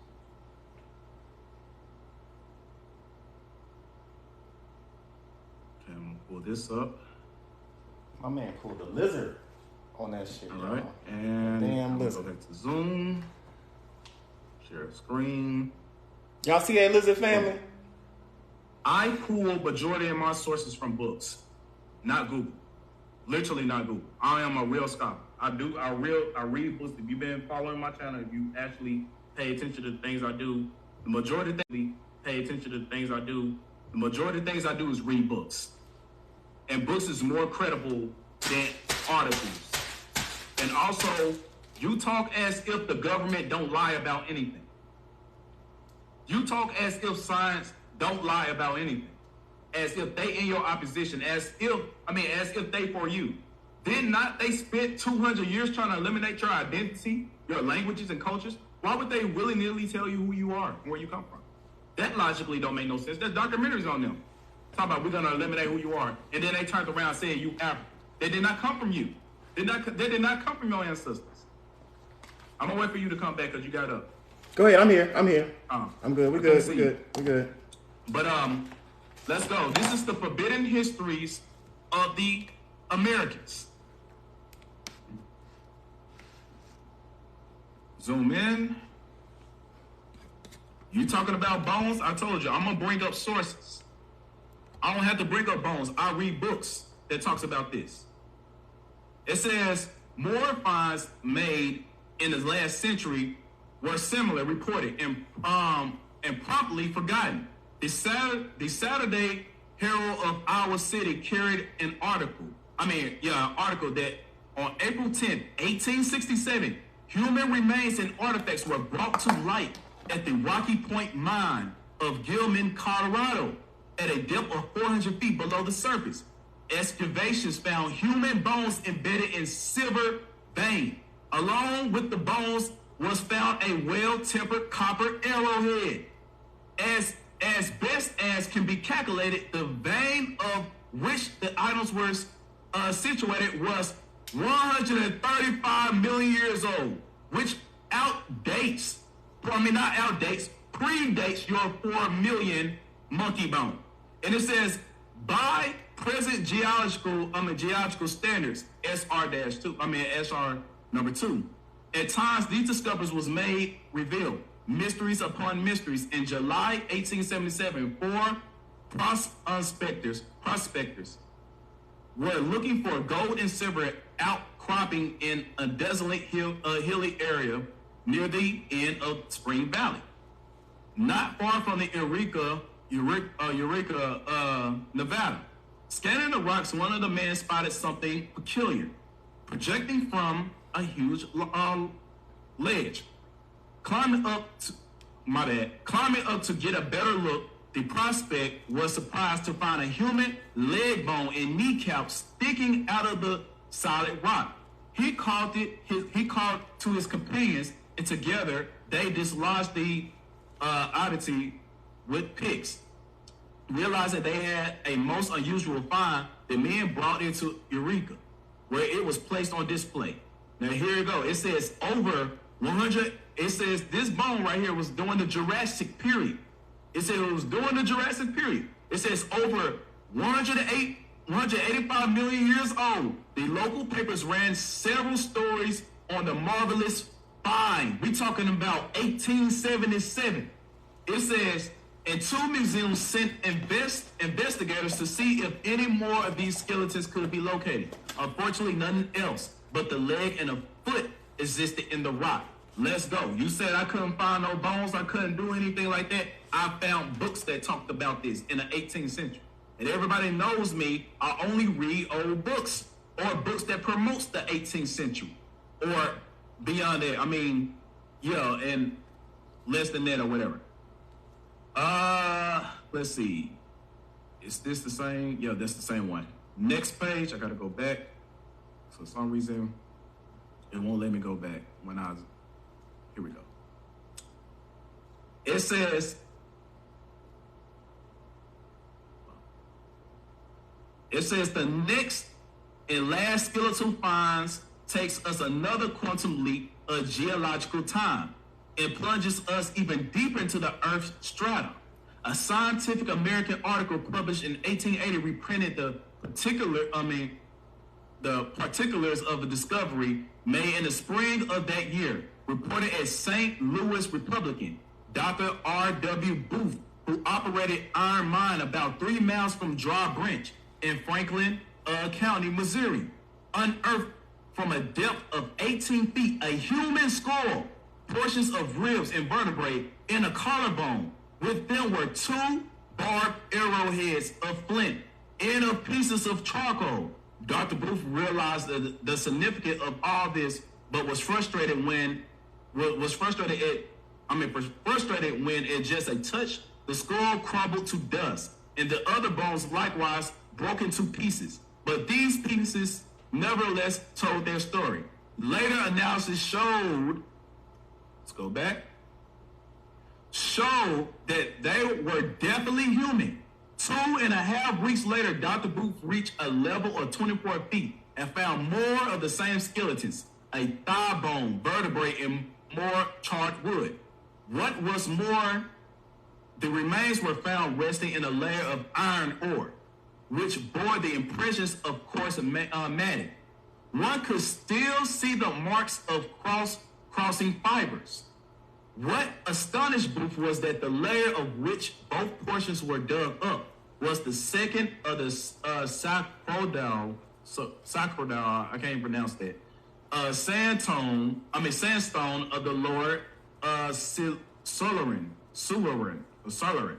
dated in an incredible 425 million years old. Let me repeat, 425 million years old. We have gone far beyond the purported age of human culture. And it says of human himself, the apes, all mammals, even the age of dinosaurs. According to the evolutionary theory, the Solerin age saw the advent of life on land, as in fact more than 2/3 of the way back to supposed evidence of life itself. But what are remains of man and his products doing at this level? something certainly was very wrong. It's because Darwinism and that monkey bullshit that you are producing is fraudulent to promote Darwinism. I keep saying it over and over again. Darwinism is the base of science today. And Charles Darwin been proven wrong all across the board. But they keep it for again. I don't know why. I don't know why they keep on promoting after Darwin been proven wrong so many times. But it says, but the out of place footprints, now we're talking about the footprints. It says the out of place footprints go back even further to a geologic time. The American Anthropologist volume, that's a source. This book also has sources at the backup, so you can download this book and you can read it yourself. But it says the page 66 describes the finding of a perfect human imprint in stone about 4 miles north of Parkersburg on the West Virginia side of the Ohio River. The track was 14 and a half inches long and was found embedded in large stone. Though few specifics were given, an expert has calculated from the for the type of rock depicted its position on the river edge that the track must be at least 150 million years old according to the modern geological dating. Again, your bones, the oldest age of your bones you presented was 4 million. 4 million. We're talking about 100 million here in America. Why don't the archaeologists of America, why don't their findings go mainstream? Why don't the Smithsonian Museum don't put out this? It's because it goes against everything what scientists stood for. That's why. Because they do that, they're gonna have to start all the way over. We're finding remains that's older than Africa in America. But I have another source. This is the last part. I think this is the last part in this book. This is the last part in this book. Then I'm gonna go to this book right here. Sorry, that's my wife in the background. She came to the door. Hey! Real quick before you move, what's the name of this book again? And the source to this book? It's called The Forbidden Histories of the Americas. Forbidden by Daniel Rowe. Histories of this mainly talking about the bones that the Smithsonian Museums was presented to, and they covered it up. And they destroyed it, they lied, and they never seen for again. I can show you old news articles of miners finding bones from a long time ago, and they called the Smithsonian Museum. They got the bones, and they never put it on display, and they never heard from them again. This happened across the board so many times in the 18th century. It even happens up to this day, that the Smithsonian Museum steady keep hiding human remains in America that predates this monkey crap that you're presenting. Modernistic human crap that you're presenting. They always hush about America for some odd reason. Again, because it destroys the scientific world of today. They will have to start back over. And just like a relationship, nobody want to start back over. They don't want to do this all over. We're going to keep the lie going. But here we go. It says, the American Antiquarium, Volume 7, there's his source right there, pages 364 through 367, 1885, gave the account of another find associated with the St. Louis footprints. St. Louis now, it says that it is perhaps even more disturbing. I mean, disturbing. I think I said it right. I don't care. But it says, quoting from the priest American Antiquities, a particular set of tracks was described in detail. It says, then directly before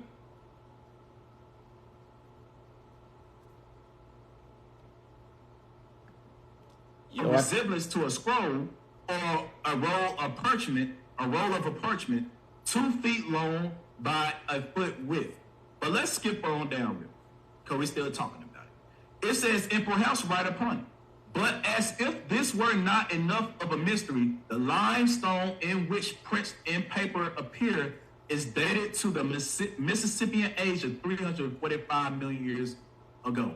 I provided more evidence of America having bones, footprints. I mean, this book got even more. I just want to take more of that. Now I want to go to my next source. They're still talking about this subject. You need to learn who Louis Agassiz is. He is one of the biggest geologists in the whole world. Louis Agassiz's work is the base of the geographical science. Literally, you can look this up. It says, Geological Sketches by Louis Agassiz, 1867.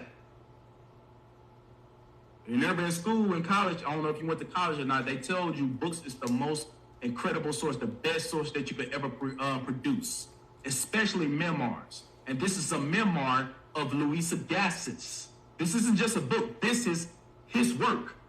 It says, America, the old world, firstborn among the continents, though so much later in culture and civilization than some of the more recent birth. America, so far as her physical history is concerned, has been falsely denoted. Denoted the New World. Physical history is concerned has been falsely denoted. Denoted the New World. Here was the first dry land lifted out of the waters. Hers was the first shore washed by the sea that enveloped all the earth beside. While Europe was represented only by islands rising here and there above the sea, America already stretched an unbroken line of land from New Scotia or whatever, for the far west. Go back, I'm telling you, this is a credible source by Louis Agassiz. Now we're going to the traditions of the earliest visitors of foreigners by Reuben T. Doran. And this is in 1908. All right. It says, after the discovery by Columbus is the latter part of the 15th century, it was customary to speak of the Eastern Hemisphere as the Old World and the Western as the New World. No one seemed to care how long the Western Hemisphere may have existed before this discovery. I wonder why. But it says the discovery was new. Therefore, it was new to who? Okay. Therefore, the country also deemed new also. After the discovery by Columbus made it known, many alleged discoveries before unheard came to the existence from different nations. And we know about I don't know if you know about the individuals that came to America before Columbus, but there's a whole bunch of scholarly sources that prove that a lot of people came to America before Columbus. And also they gave descriptions of the people that was here.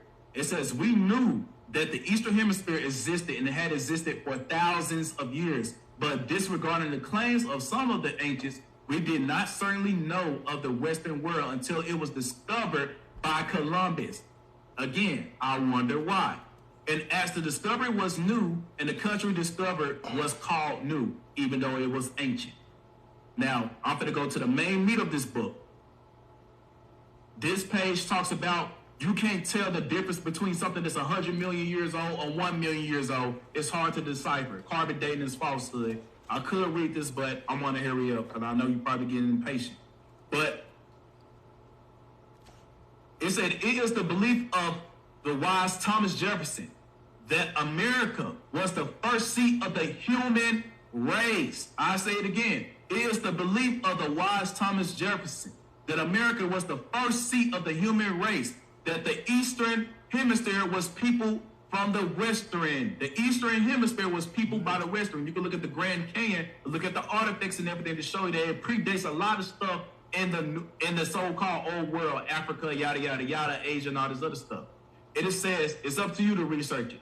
But it says a letter written by to him to the President Styles of Yale College, in 1786, while he represented the United States at the court of France, was published in the American Museum for November 1787, page 492. He given sources. It says from the later that the following extract is taken.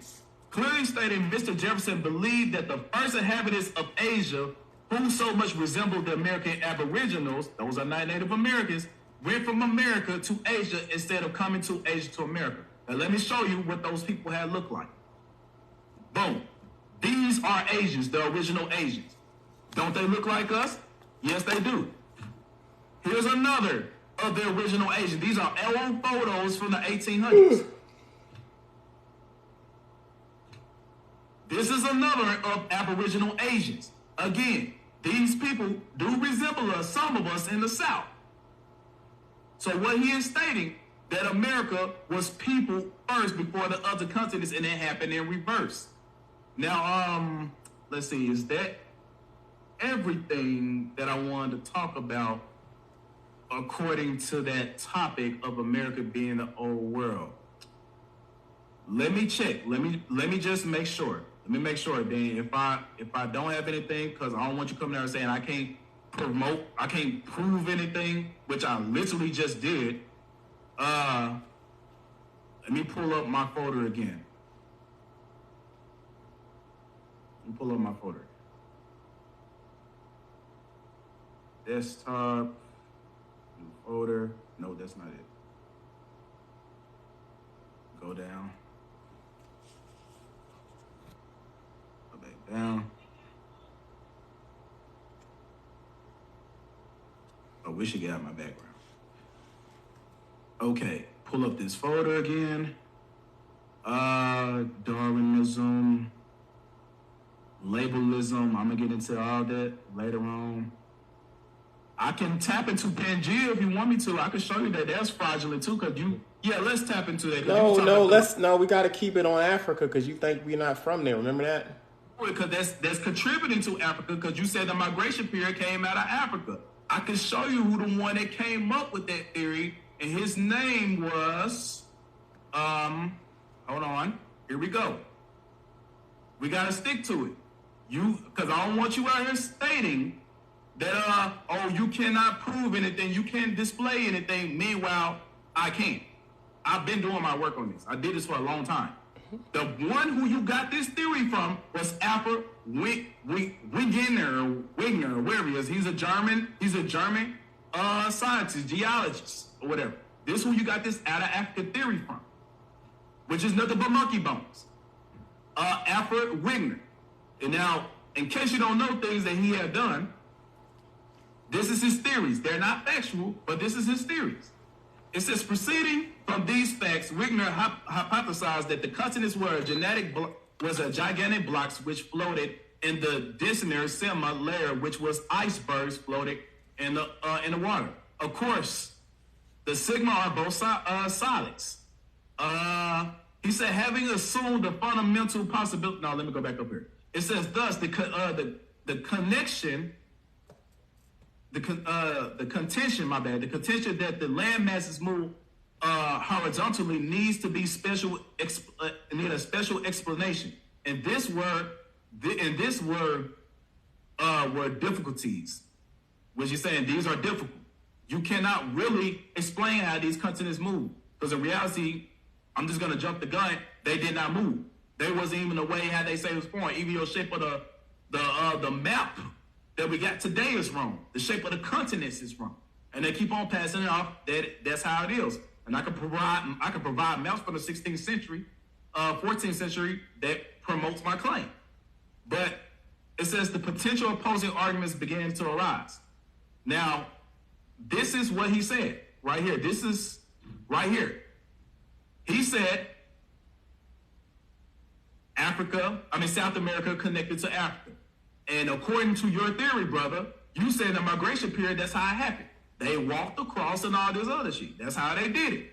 And this had to take place during the time of Pangea, because that's the only way that they could have done it. And it's not true. Let's show you that there's complete fallacies. Get down here. It says, you consider my primordial continent to be a figment of my imagination. This is Alfred, the guy you believe in, because you believe in the African theory. But it is only my question of the interpretation. It's just an interpretation and of observation. I came to the idea of the grounds of matching coastlines, but the proof must come from a geological observation. Again, the world maps today is completely fraudulent. So therefore, he did not travel anywhere to see the coastlines. He was just looking at maps, modernistic maps. That's all he was doing.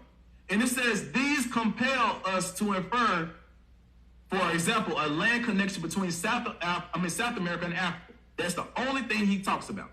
And it says this can be explained in two ways. The sinking of the connecting connecting continent and separation. Previously, because of the unproven concept of the premise, people have considered only the former and have ignored the later possibility. But the modern teachings of the more generally are current geophysical ideals oppose the sinking of a continent because it is lighter than the material of which it sits. So basically stating it's impossible for it to float. It's impossible for it to float. It could not break up like that. They already proved that this man wrong, that no, the continents could not drift like that. It would take something very, very, very powerful to make continents break apart like that. And they learned that these continents is not even sitting on the platonic plate.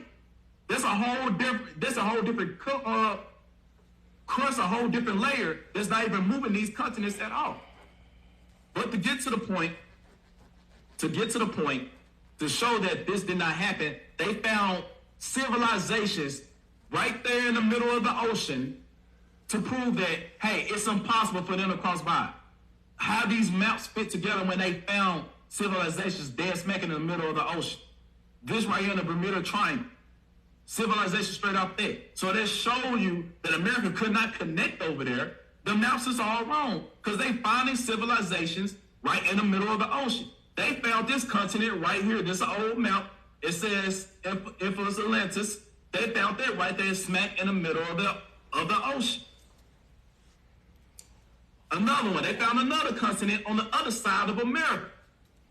And civilization was dead smack in the middle of the ocean. It was showing you that Pangea is fraudulent. I mean, the proof is here. And this map right here, this is what I really want to get to, then I'm done. I'm done after this. I know they ain't gonna. This is the oldest map you can find, the most accurate map you can find of the world. This part right here, this is America to Asia, which what the first book I was telling you about, they said the people of America walked to Asia, which show you proof of that. But this continent is missing. In Antarctica, it showed you everything was connected from the top, not from the side. Then on top of that, you got these outer continents that nobody's not talking about. Why is the scientific world quiet about this? Why are you showing us this old ass map? But I'll rest my case on that. Your migration period fallacies. The oldest bones was found in America. You keep on talking about monkey bones. I could play a video that's showing that Africans do not have this Australopithecus Neanderthal DNA whatsoever. They already did an article on BCC, a video on it. But I could show that if you want me to. But I've been talking too long. We're good. I rest my case. Please I stop. prove my point. Ooh, I hear you, man. I hear you. I appreciate you going in detail with the sources, but I just want to say how old and outdated these sources are. I mean, you giving us sources that was from the 1700s by Thomas Jefferson, right? And that book that you were quoting from is from the 1800s. So my evidence is from this common area that we're in right now. And that last genetic DNA test that I showed you, my brother, was from 2010. And things have been updated, of course, since then. So you might want to just catch up on that. We don't have to spend too much time on DNA. I think so history can be outdated? Is that what you're stating? History can change and be updated and outdated, yeah. I mean, it changes, but depending on what the facts are. So if the facts change over the years, yes, history can change. So if I dig in my backyard right now and I found if I say pre-say and I found the bone that's going according to this, because those books are not outdated. If it's 1890, it is. There's no such thing as outdated history. But the information that they discovered was back then, and if that information had stayed that you had showed said the oldest the bones you have found was 4 million years old. In my book, it said up to 300 million, up to 400 million. Sir, that is not outdated. It's just showing you that there's two sides to this spectrum. There's no such thing as an outdated history. Memoirs cannot be outdated. Only thing that could be outdated is technology. I need to show a revised, like I need to, like you show me stuff from the 1800s. Introduce my sources, and you don't have anything that can outdo my sources. You know, we can move on. It's okay. It's all good. I think the family heard both sides of the argument very well, and I appreciate your sources. You did come with sources that was in the 1800s, and I appreciate that. You got one from Thomas Jefferson. I didn't even know he had a source in there, so I appreciate that, man. And what I will do is I'll check on it. I can't hear you, bro. I got plenty more from other people from the 18th century. It's okay. It's all right. One more thing. The reason I bring up the 18th century because that is the base of majority of the scientific world starting. One where you strictly believe it. Mm-hmm. The out of African theory, 18th century. Monkey bones, 18th century. Darwinism, Thomas Malthus. All those people you believe in is the base of these people. And I brought you sources that goes against them. Yeah, I saw your sources. I'm not, you know, you got sources. Hey, I'm just critiquing the sources. That's all. My next thing, you still believe that we all not from Africa, right? That's your thing, right? Like, that's what you're standing on, that we're not. The evidence I produced, no, I do not believe we are from Africa. Okay. Can we move forward with the conversation about Africa and eyewitnesses accounts? Excuse me, what you say? I said, can we move forward? It seemed like we have been on the whole bones, artifact, DNA. DNA migration period, I already knew that was going to be a big one and an lengthy one. I mean, I'm glad you went over it. I mean, I appreciate it, but yeah, we can move on. I think. What's the next topic you want to do that's besides migration periods and DNA? Okay, my thing is, you came with some sources that was from the 1800s and stuff. I got a couple of sources of eyewitnesses accounts because I think you're under the impression that. One second. Do these sources predate the forbidden history in that book? Is those sources older than the bones that I have produced in that book? Yes or no? This ain't the topic. This source is about eyewitness accounts. What I'm about to show you. Eyewitness account on what? Like what I'm about to show you is Africans saying they're African.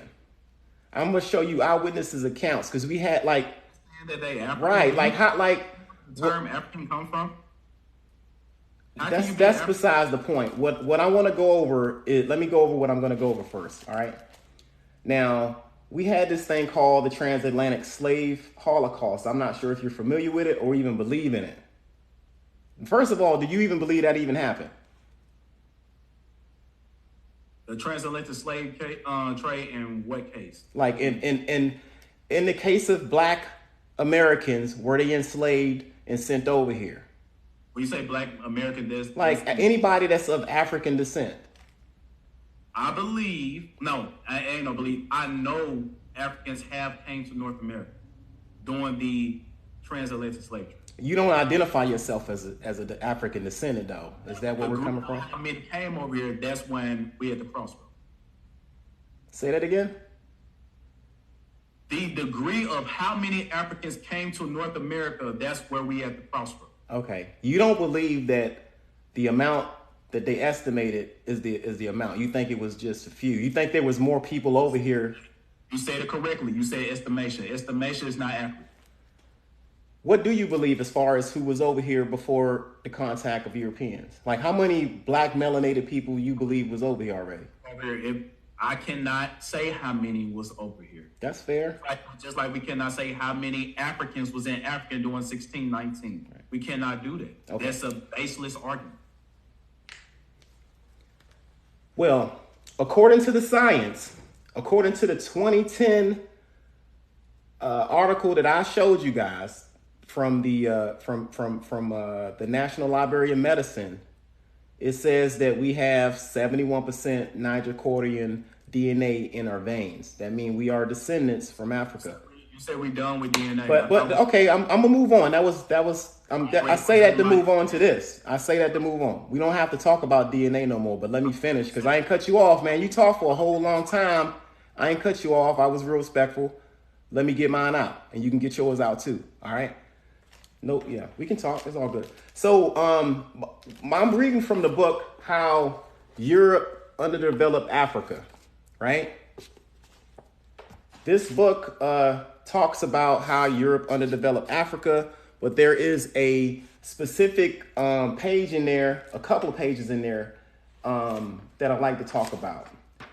When we talk about enslaved Africans, I think there's people that believe that we just organically grown over here and they want to cut off whatever happened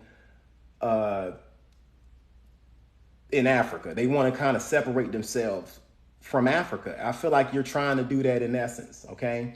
Now we have in this book on page 90, Africans talking about their being kidnapped from Africa. So how the hell they not know where they're from? You know what I'm saying? You have several stories of black people telling you about their enslavement. In particular, in this book, Esteban Matigo, an African who was a runaway from a slave plantation during the 1900s, recalled his. I'm telling you, these Africans knew where they're from. That's the point I'm trying to make. You're making it sound like black people just started off over here.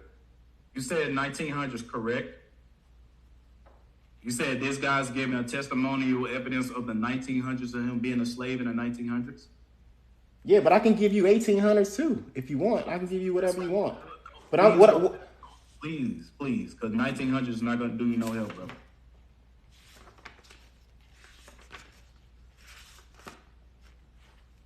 That's not even the beginning. Let me see. Hang on, let me make sure real quick, because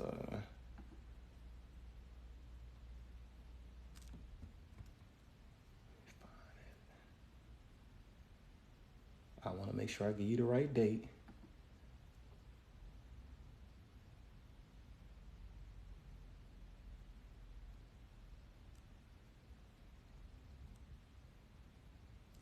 Okay. Let's do this.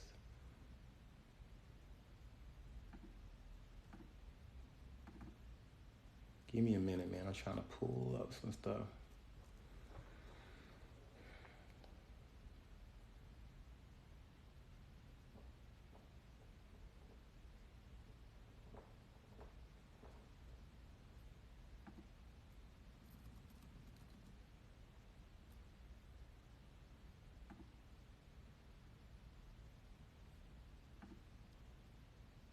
Give me a minute, family. Give me a minute, family. Thank y'all for y'all patience.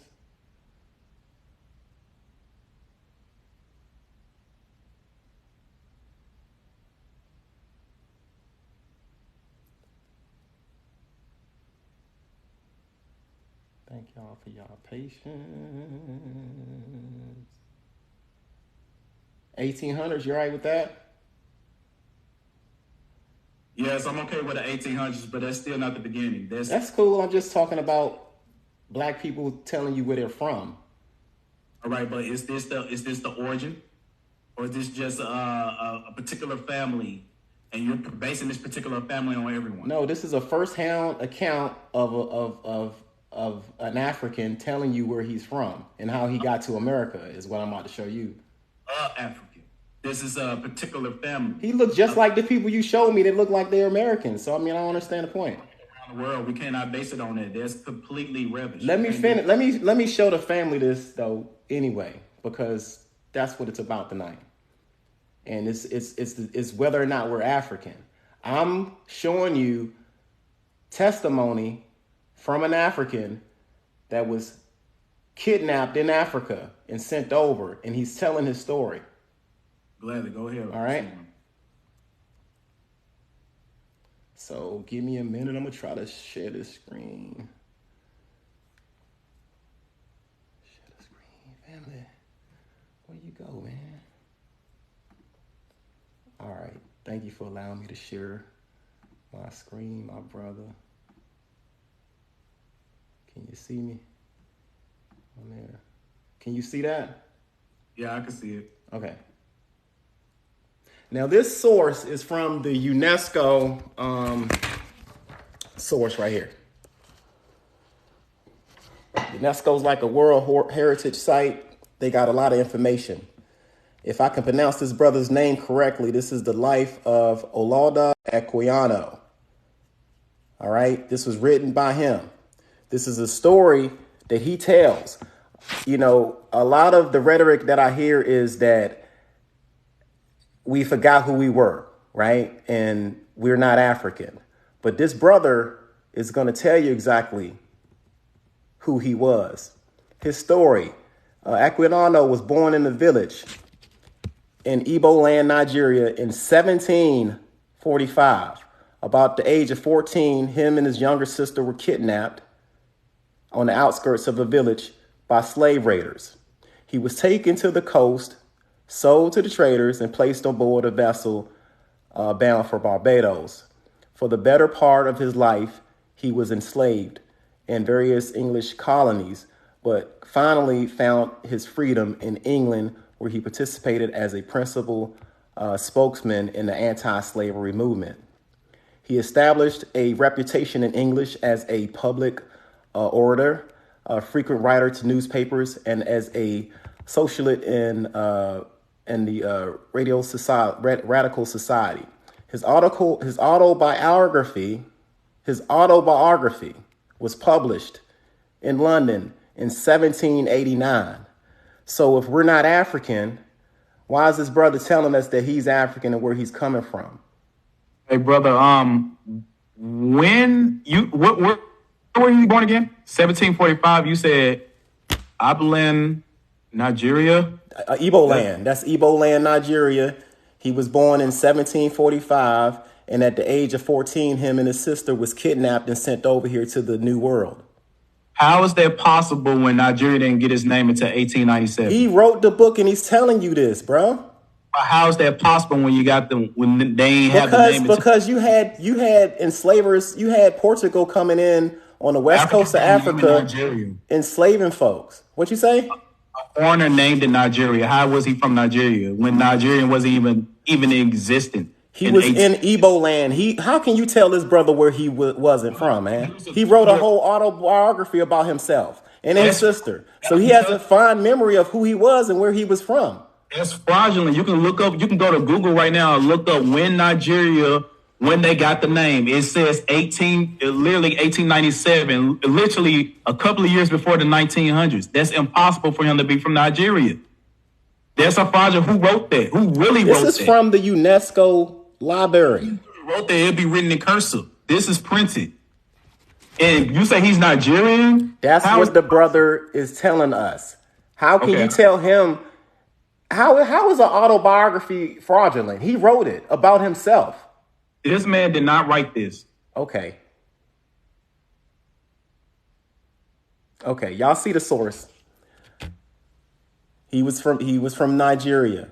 Slavery went on before the 1400s in Africa. You know, the Portuguese was the first European nation to enslave Africans on the West Coast. The Pope initiated the enslavement of Africans on West Africa. Pope Alexander V. It was called the Papal Bull Decree. Okay, so around that time, you had ships going around the coast of Africa, enslaving Africans, sending them over there. I can show you a source from the slave voyages. About 31,000 slave ships ended over here between the 1500s and the 1800s. Is that approximately, or that's a straight? We can say approximate, but it's from that source. So if it's approximate, it's not.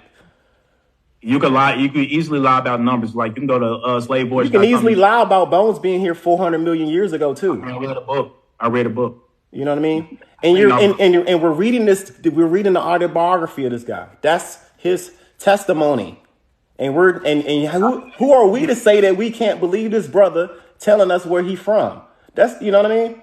Because he did not. You know what neighborhood you grew up in. Somebody take you out of your neighborhood, right? and turn you across the world and you ended up somewhere else, you know where you from day one. You're going to be like, nah, man, this ain't me. I know where I'm from. And you're going to write down in detail what happened to you and how you got to where you're at. And that's what this brother did. What I'm saying, brother, look, just pay attention to what I'm saying. I'm not trying to make you angry. Oh, no, I'm not angry. I'm passionate, man. I'm good. We cool, bro. It's all good. I'm passionate, man. I love my people and shit. How can he write the word Nigeria when the word did not exist until 1897? Igbo land, specifically. Okay, so how did they put Nigeria right there? If he wrote it, shouldn't they do a straight copy from his memoir, word for word? Who added the word Nigeria? If he wrote it. The brother is from West Africa. Regardless of not, he's from West Africa. And he's from Igbo. And matter of fact, look, let me finish. When I took my DNA test, it popped up in Nigeria. Your DNA test is in Nigeria. 31%, 38% of your blood goes back to this area. You're either an Igbo or a Hausa or a Fulani. We already showed from our stats that it's I hear you, bro. It's all good.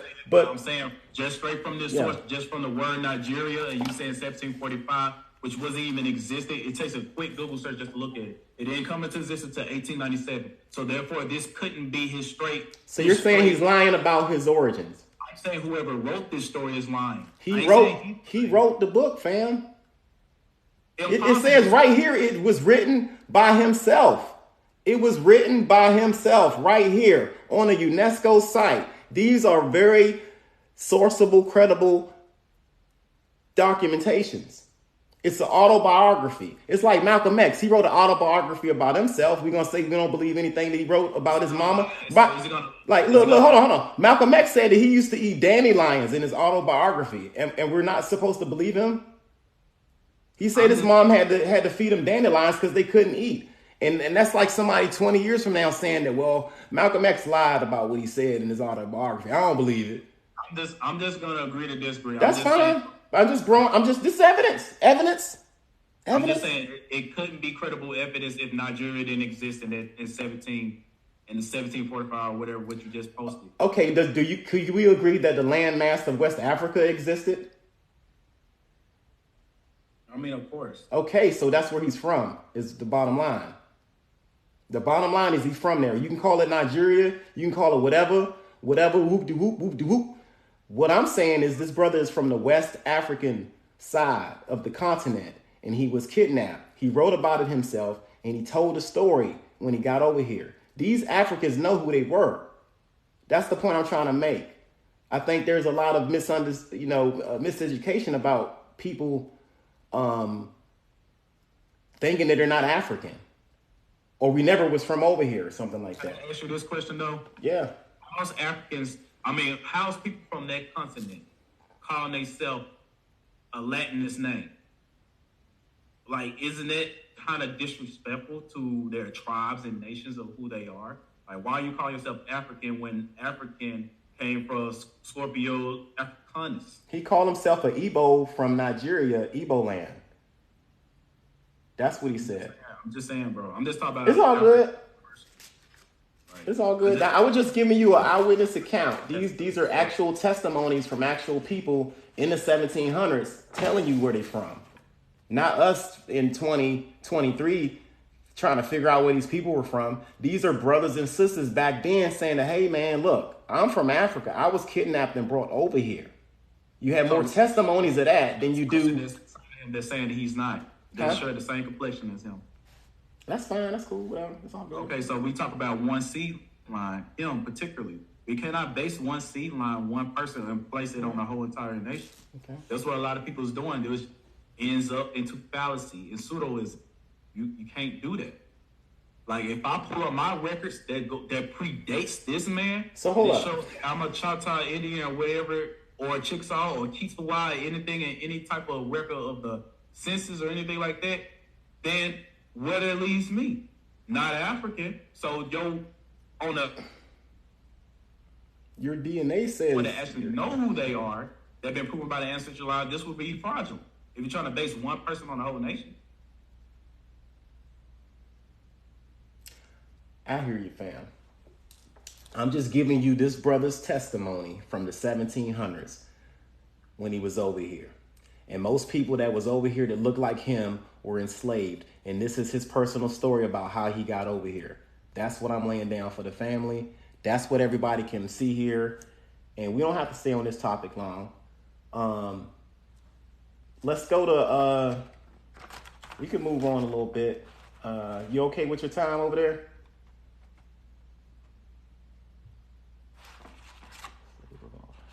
Yeah, I'm okay with time. I'm just trying to look at what I'm going to cover it, because we probably is going to have to. We can either do a part 2 of it today. We can do a part 2, definitely, man. But I just want to cover one more. I'm not going to be as crazy talking. That's fine, man. You cover one more, I cover one more, and we can wrap it up. It's all good. Okay, this will be a dual part because I'm gonna have to cut the time on it on my part, but I'm gonna deal with the description of the Indians that was over here. Okay. We're talking pre-colonial time. All right, so let's go. I'm gonna switch it back to. Let me stop sharing real quick. My bad. All right, you good? I'm gonna mute my mic and all that. All right, let me make me the host again. and I'm running on 18%.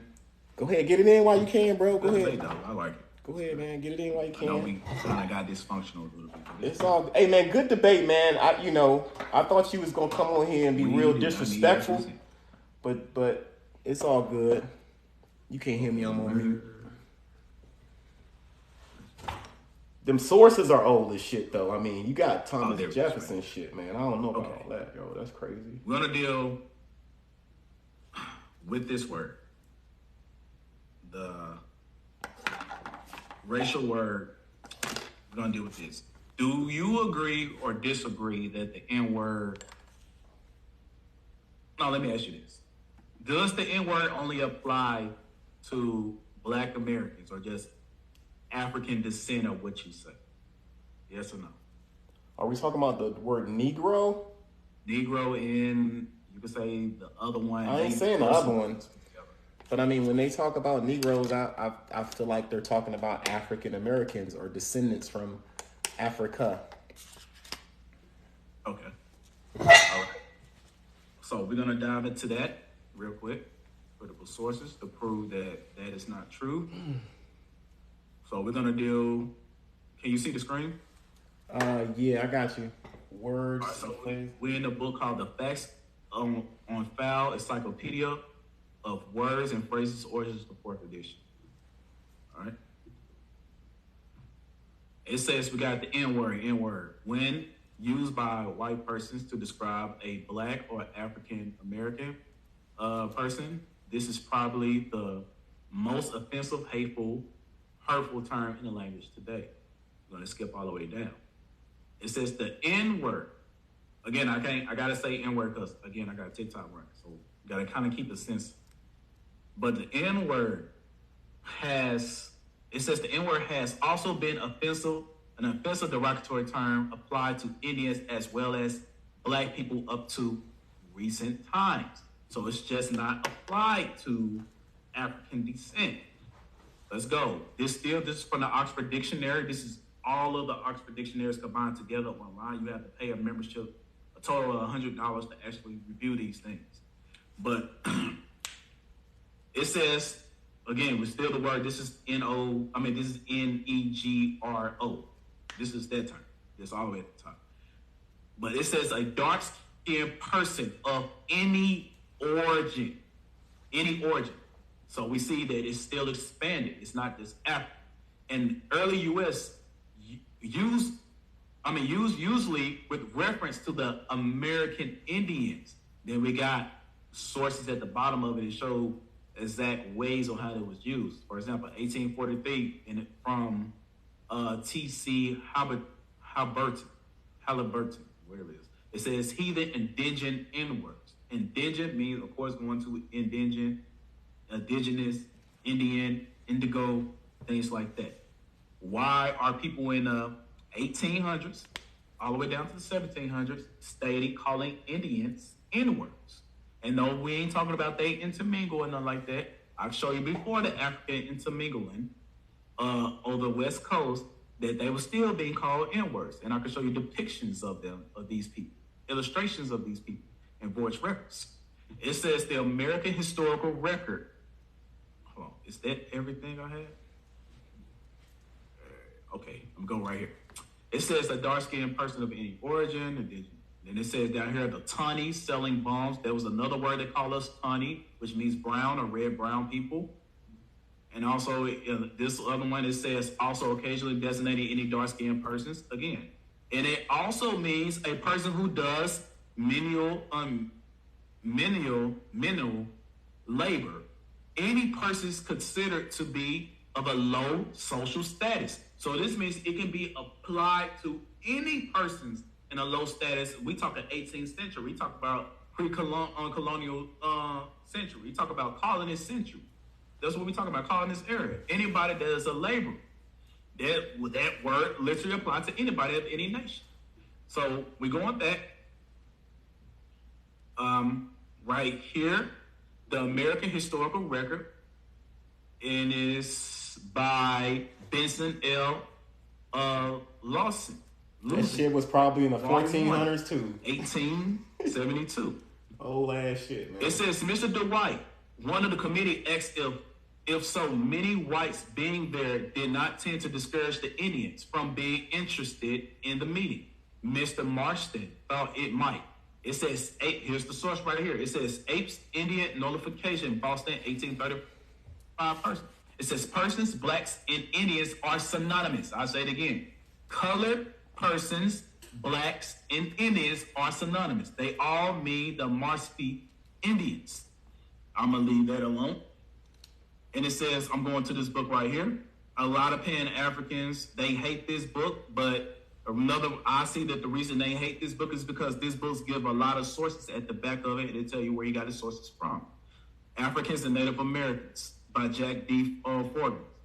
And it says, right here, it says, as the reader will see, there is hardly a racial term which has a clear and consistent meaning over time and space. For example, the term Indian or Indio was being applied to many persons, including the Indians of South Asia, and it says, as well as groups found in the West Indies, the Americans, and the East Indies, Filipinos, Chinese, Japanese, etc. The term N-word was being applied to black Africans, the Indians of India, and Native Americans, Japanese, and slaves of whatever ancestry. It says black has been used for all of the above and non-whites in general. These are sources you can back up and go look in the 18th century and see that, hey, during slavery period, if you remove their roots mindset and expand your mind on this period, I can show you later, probably I'll show you in part 2, that the majority of slaves from 1492 all the way up to the 1800s, the first slaves that actually came here were actually indentured servitude, and this is where they trick you. The indentured servants was still treated. I got the sources while you're shaking your head. The indentured servants was treated as chattel slavery. And if you don't believe me, since you're shaking your head, I'm gonna go there. But it says by the illustrations, it attempted to grapple with the problem of black Africans and Native American mixture. This is later on, especially with the question of to what extent African Americans throughout the Americas are part American Indian. It is the first necessary to focus upon the clarification of such racial and ethnic terms as were used in colonial and early national periods. The key terms include mulatto, bardo, colored, free colored, N-word, zambo, sambo, misty, and mestizo. Now, when you shaking your head on that part where the predominant slaves, the first slaves that got here, were of the British colony. And I'm going to bring that up real quick. Where is it? Here we go.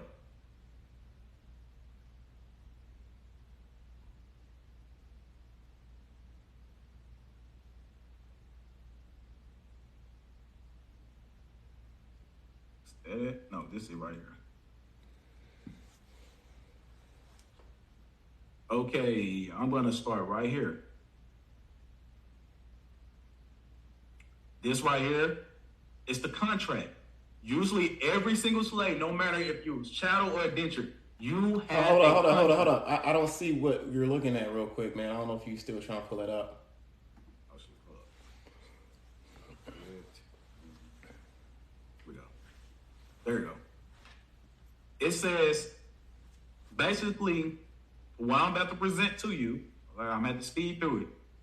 Every slave, no matter if it's chattel or indentured servitude, everyone had a contract, and they had a period to serve.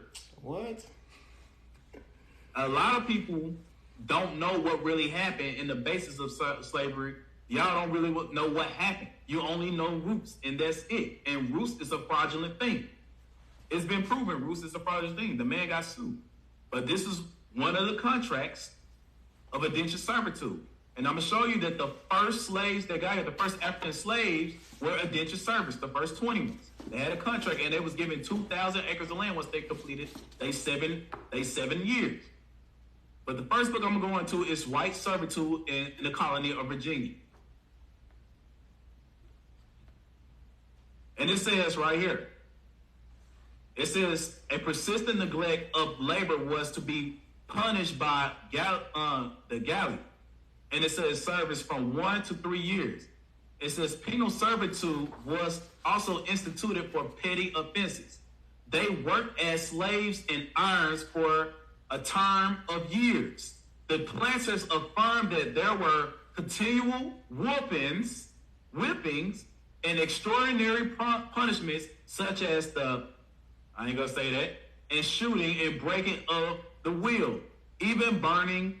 And it says, but it also likely they have much exaggerated the state of affairs. The system at least proved solitary. So you seeing like here in the instance that indentured servitudes was still getting the same harsh punishments of chattel slavery. And again, this book is talking about white servitude. Going over to this book right here called They Were White and They Were Slaves. It says, there were two sorts. First, such was the brought over by masters of ships to be sold as servants, such as were called them my dear. And it says she, but they were more properly called slaves. It was by Daniel Defoe. It says, this is the history of white people that has never been told in the coherent form, largely because most modern historians have the reasons of politics and psychology refuse to recognize white slaves in early America as just that. Today, not a tear is shed for the sufferings of millions of our own enslaved forefathers. 200 years of white slavery in America have been almost completely obliterated from the collective memory of the American people. Really, that happened by mainstream media because they ain't want to teach you that. Because all these people came from freaking criminals. But it says, who wants to be reminded that have perhaps as many as thirds of the original American colonists came here not on their own free will, but kidnapped, I don't know that word, and it says impressed, duped, and beguiled, and yes, in chains. We tend to gloss over it, and we prefer to forget that the whole chapter. It says a correct understanding of the authentic history of the enslavement of whites in America could have profound consequences in the future of races. We cannot be sure that the position of the earliest Africans differed markedly from the white indentured servitude. The debate has considered the significance for interpretation of race relations of American history. So, go back. America. I really just want to get the numbers, to be honest. Get back out of here. It says, here are the slaves. It says the great body of servants was comprised of the former class. They were free persons, largely from England, Wales, Scotland, and Ireland, who wished to go to the colony as sailors to better their condition, but were too poor to bear the charges of transportation. They consequently enter into voluntary contract, which was the indentured servitude, with one that would assume these charges in their maintenance for such a term of years as would repay the outlay, placing themselves for this limited time at the disposal of the persons of any reasonable service. Now, basically what is being stated, the people who you deem as slave masters wasn't even slave masters. They were servants. And the people that owned them, it was going to be hard to believe, but I got books on to prove it in this same debate, that these whites was owned by black or Moors and Sephardic Jews as well. They had a swarthy complexion. I'm just jumping the gun right now before I even go to the source if we have the next debate. But these black people owned these white servants as well when they came over here. And it says a very large number of convicts sent to the American plantations were politically and not social criminals. On the Scotch prisoners taken from the Battle of Worcester, 1,610 were sent to Virginia in 1651. Again, these was criminals. They were servants. 2 years later, 100 Irish Tories was sent in 1685. This is after 1619. And a number of followers of the Monmouth that had escaped the cruelties of Jeffreys, many of the Scotch prisoners of Dunbar and the rebels of 1666 were sent to New England, that's the colonies, the 13 colonies, and the other plantations, as early as 1611 by Governor Dale. So I'm saying the majority of slaves, I'm gonna end it right here. I can give a testimony of that, but see if I'm really truly done right here, because I do gotta end it. I can say this if we do go.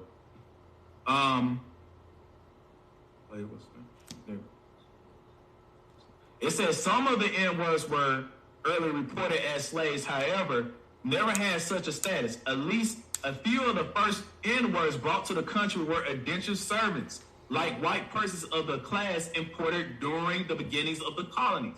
I'm telling you, this actually lasted all the way to 1719.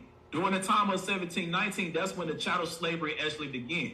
And in this book, it tells you approximately up to 400,000 Africans actually came, not 12 million. And that's still, it says right here, but estimates are impossible it says estimates are impossible here because the variation of the annual importation as a result of many influences. So, I mean, I'm gonna end it right there. But it was more than Africans of melanated complexion that was sent here. It was a lot of people. I mean, I haven't even gotten into the Chinos. I haven't even gotten into the Black Irish, the Black Britons. I haven't gotten to all these other slaves that came here doing the transatlantic slave trade who was falsely called Africans. I mean, I got a lot of stuff. And I haven't even gotten into the conquistador colonial period of the Indians being sent to Virginia and been traded back and forth. And that was getting reclassified as N-words and Africans when they had no African origin. I mean, I got all those sources, but I'm going to just cut it dry because I'm on 10%. I'm gonna leave it right there. You go ahead. But I'm done on that topic. Okay, brother. I appreciate it, man. That was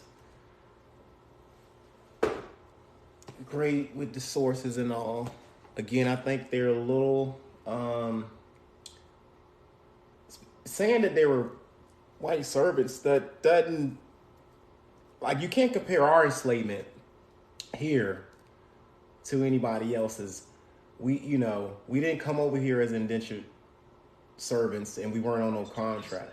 The first 20 servants of Africans came over here was indentured servants. Okay, for the first 20, I give you that. But what about the rest of us? The rest of them, all the way up to 1760, was indentured service, and the only way they became chattel slavery is due to punishment of escaping. That's how they had a lifetime sentence of chattel slavery. I mean, you got to actually look up the crimes and everything that took place during that time, which equal to them being in a lifetime of servitude. And it just wasn't black people. It was white, it was Asians, it was Muslims, Arabs, it was all types of people in this mixing pot of the Atlantic slave trade. Chattel slavery didn't begin until the 17th century. So they weren't so slave dungeons wasn't a thing. Actually, that council out there in Angola, they already investigated and proved that they later put those shackles and everything there. They was not there in the beginning. That is not true. We have hang on, let me finish real quick. Just because you went there doesn't mean it was true. I'm telling you that stuff was placed there later. The Amana dungeons are a real thing in West Africa. You can't deny the dungeons that was there in Africa.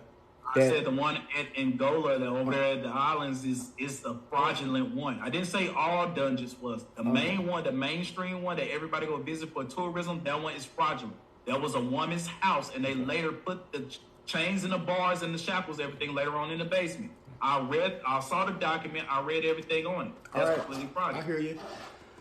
We don't got to go farther than this, man, but I wish I can, I can't show my reference on this book, but this book is called The Diligent.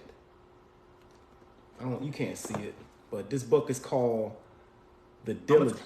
Just read it. The Diligent. Like I said, if you pre-chance want to do a part 2. Yeah, we can come back later. Or your next will take pictures that are presented on the next one. These are slave voyages, and these are stories from the captains of these ships going into the coast of Africa, picking Africans up, right? Loading them up, bringing them over here. You have another book titled The Last Slave Ship. I don't disagree with Africans coming to America. Okay. I said the majority. The majority of people here aren't African. I think you're still feeling like that right now, huh? So the majority of slaves was not African. That's basically what I'm saying. When I even got the source, like I said, my thing is done, but according to the Indian slave trade, it says more American Indians was outported more than the African import. And I got instances of American Indians being shipped to Angola, to alleged Nigeria, which that wasn't even there, to Portugal, to the alleged Congo, which didn't exist to the 18th century too. I got all these sources showing that the Atlantic slave trade happened in reverse, with American Indians being shipped out more than the Africans.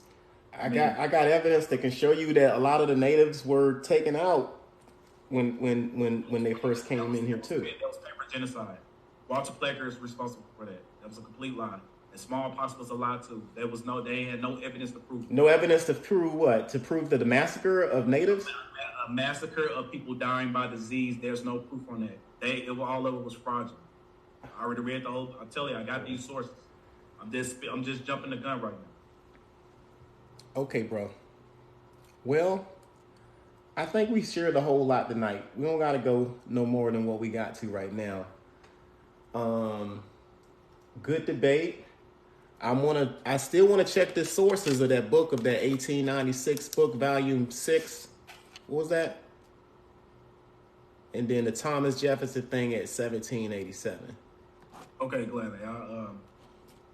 I'll do it. We can set up another day. If, like I said, next Saturday on the weekend, if you're free. You give me some time a little bit, but we might can do that. I got everybody trying to hit me up. Y'all don't think we African, man. You ain't the only one. So, you know. Hey, I'm a heavy hitter, bro.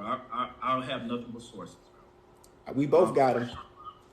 I see you a hitter too. Yeah. I'm not gonna deny you did a good job tonight too. I'm not gonna deny the evidence you did. You did a good job. You really did a good job. Better than most people I debated on TikTok. You did a good job. I appreciate you saying that, man. And the way what I will say is you came with me with respect. You weren't never disrespectful. I do appreciate that. I try to be a gentleman in these debates. There's no need for me and you to disagree and chew each other heads out just because we don't have the same ideological beliefs and stuff like that. So I appreciate the way you came and we set this thing up. I do got one request for you. What's up? Next time we talk, can you show proof and evidence that your direct line came here from Africa? Yeah, I can. Straight up. Yeah, I got paperwork right here.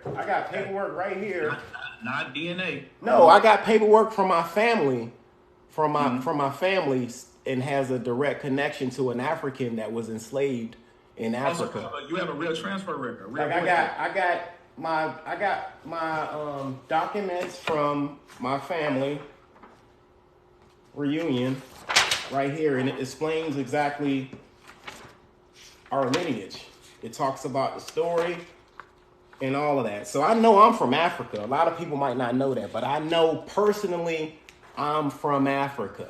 I'm not gonna take that from you. As long as I see, as long as you show me next time we talk, as long as I can see that transfer record. Yeah, I got you. I can read the whole thing and all of that. It'll tell you that lineage line from you all the way up.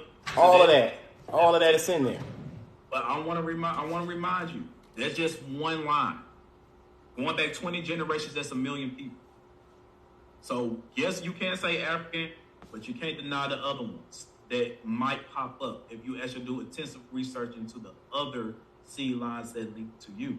I need you to do me a favor. I got my record. Can you bring me some type of sources that are a little bit within our time that we're on? Because some of the sources that you was bringing, man, was like way back there. Can you show anybody supporting those claims all the way up to now? There's not going to be nobody supporting the claims of what I present because they influenced by Darwinism in the base of science today. It opposes their belief system and their theories. Well, I already told you in this debate, the reason they oppose them because it goes against the basis of science. They will have to start all the way over. But I'm a person that loves old history. I'm a person that loves memoirs more than anything because those are first-hand accounts. Right, but hold on now. My first-hand account, you was like that brother wasn't right. See, he said where he was from. Let me take that back. You know what I mean? The person that published it, that put the word Nigeria in it, I'm against that person. Okay. If you can provide next time a real the only thing I could do was provide his autobiography that he wrote himself. I think that is substantial evidence or primary evidence. Give me the oldest one. Like if you get one around the time he actually lived, that actually have the year, that's perfect. That's perfect. He wrote it around that. He wrote his accounts when he was. The one you presented, that was a modernistic book. I'm saying the one, but I'm not saying his biography is false. Autobiography. I'm saying the person that published it and added shit in it, I could tell there was lies in it. Oh shoot. Oh, my phone died. It's all good. Hey, look, we can wrap it up, man. I know your phone dead and everything. But look, man, good debate. I appreciate you being respectful the whole thing. You a little long-winded. We ain't had no clock to regulate that time. I ain't like that part. That's the reason why I wanted to have a moderator, not to like bring drama into the whole debate, but to have somebody to be able to regulate our time and that way we don't have to pay attention to it and stuff like that. But you reaching out to me, I was on vacation when I took that whole jump. I was watching your videos. I was liking that shit. You got like Earth Speaks mad because I done picked you for the debate instead of him, but he'd already handled another Death Row member, so we all good. But man, I'm gonna say goodnight to you, brother. Send me your email so I can send you this thing. All right, we'll do that, man. All right, man, and hopefully we can make another debate in the future. I don't want to put any date out there right now. I want to catch up a little bit at the house. But yeah, I'm always entertaining stuff. We don't have to debate about this. It can be about something else too. So it's all good. That's fine. All right, man. Y'all have a good night. Poor City coming right black at y'all with his African history, culture, and greatness. All right. Same. Yo. Damn. Yo. Family. Hey. I appreciate all y'all for hanging in there. That was some wild shit. My man, when he brought up the whole Thomas Jefferson Joan, I was like, what the hell is he talking about? He got sources from like the 1800s, but we supposed to believe him, but he don't believe autobiography that was written by the person. You know what I mean? Damn. But these are the people we got to deal with, family. We are from Africa. he still couldn't prove anything. He didn't prove that we weren't African. You know what I'm saying? He didn't prove that. He didn't show us any skeletal remains. He's reading from books that's from the 1800s about anthropology and stuff like that. So I'm gonna say I won that debate fair and square. That's how I'm rolling with it. I don't know how y'all feel about it, family. But he lost me with the Thomas Jefferson, and then the Pangea. The Pangea kind of got me a little. You know, I was like, hold up, what's up with that? And then 400 million years ago, you know what I mean? That's crazy. You know, that's insane. I just don't get it. Y'all want, hey, if I won the debate, y'all put a 1 in the chat. Put a 1 in the chat if y'all think I won. Put a 2 in chat if you think he hit it. I appreciate y'all support though, man. We try to get this thing on Zoom. Sorry that we couldn't share each other's screens as much as we were supposed to. I want to be able to bring you guys into this thing and show you guys credible sources. He talking about he read books. I got books too, all around. We got books on ancestry. We got books on how we were fighting in Africa for our freedom. You know what I'm saying? We got. I didn't even get a chance to go over linguistics. How West Africans brought over the linguistics. You know what I'm saying? Words like banjo, right? Banjo. Words like juju. Words like mojo. Right? Those are West African words that came over here. We don't have any of that stuff in the Americas. There's no continuity of human lineages in America. He still failed to show me any of that. I didn't see that. I don't know if y'all saw that tonight. He failed to do that. So I didn't see that. I didn't see any sources. The DNA thing, I didn't understand where he was coming from. When I showed you guys a source, a credible source from the Library of Medicine that says the structure of the DNA of Africans and African Americans goes back to the Niger California area, about 71%. I proved that tonight. I talked to you about eyewitness accounts of Africans telling you their story, not us making up shit. It was Africans telling their story of how they got here. So how the hell we gonna not believe an autobiography? He wrote this shit himself. It said that on the UNESCO. Y'all go ahead and check behind me, make sure I'm on my shit. You hear what I'm saying, family? But debates like this are really good. I know me and him might not see eye to eye, but he was more respectful than I've seen others on this platform. And he was a little long-winded. That's why I wish we had a clock. I couldn't keep up with the time. And I know he talked way longer than what I did. I went straight to the point, and I wanted to show the family exactly the sources, kind of like not read everything to you guys. So check the sources, check the DNA, check the hominid lineage that is out of Africa and stuff like that. But as far as respect and decor, he showed it. I will give him that. We just have a big difference about where we come from. His DNA said it's like, you heard me the first time.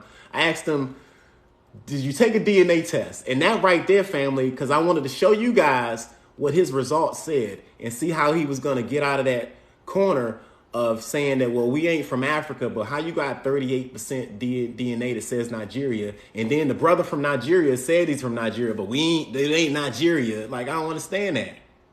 You know what I mean? So he kind of went off. I think he kind of got himself in a corner trying to dig himself out of the whole DNA thing. DNA works with the amount of people that takes the samples. I mean, the more people that take the samples, the more samples they get from these indigenous cultures in these remote areas, the better quality these tests will be, especially in the future. Haplogroups, I'm so glad you said something. I was about to hit his ass with the haplogroups. L0, the first haplogroup. You dig what I'm saying? This book right here is called Deep Ancestry. Inside the Genographic Project, a landmark DNA quest to decipher our distant past by Spencer Wells. Okay. It talks in this book all about haplogroups. It says all humans belong to the haplogroup in an ancestral clan. All of us belong to these groups, and these are certain genetic markers that just place us in history. And it says right here clearly about haplogroup L1. Now I don't want to read y'all some shit just like he did, but archaeological and fossil evidence suggests that humans originated in Africa during the Middle Stone Age about 200,000 years ago. Now I've said all of this. This is haplogroup L. The older group is referred to as L0. These individuals have the most divergent genetic sequences of anybody alive today, which means they represent the oldest branch of the mitochondrial tree. So when I told him that we come from the senior branch of the human tree, that's what the hell I meant. We come from the senior branch of the human tree. All right? And our haplogroup starts at L. Most West Africans, haplogroup L is likely originated in East Africa. Haplogroup L originated in East Africa about 100,000 years ago. He still couldn't find us anything that go along. He's showing us stuff 4 million years ago. I ain't get that. He didn't show us no hominid line. Okay, so it says haplogroup L0 likely originated in East Africa around 100,000 years ago. Over the course of tens of thousands of years, ancestors migrated throughout the sub-Saharan Africa and today are found in the highest frequencies among the geographic diverse populations such as Central Africa, Pygmy Khoisan, and South Africa. All right. Then we talk about the Bantus. L1, L0, L2. That's us. Okay. Let's go to L2. See what that says. These are the haplogroups. It is likely that the L2 haplogroup, which arose about 70,000 years ago from a single female, first emerged in Western Central Africa. So this is where we come from. Most West Africans with that Niger cordiophobia DNA will belong to this L2 haplogroup right here. Okay, y'all can get this book. And this book is a very scientific, straight up book. This ain't no pseudo shit. They took tests and they found these genetic markers, and it catalogs a migration path out of Africa. So we have the oldest haplogroups. When it comes to the Native Americans that peopled the Americas, they're late newcomers. They came through the Bering Strait, those areas, okay? So when they tested all of theirs, they come from like Siberia. And that's haplogroup like M or Q or some shit like that. You know what I'm saying? So bottom line, we West Africans, okay? Most of us come from West Africa.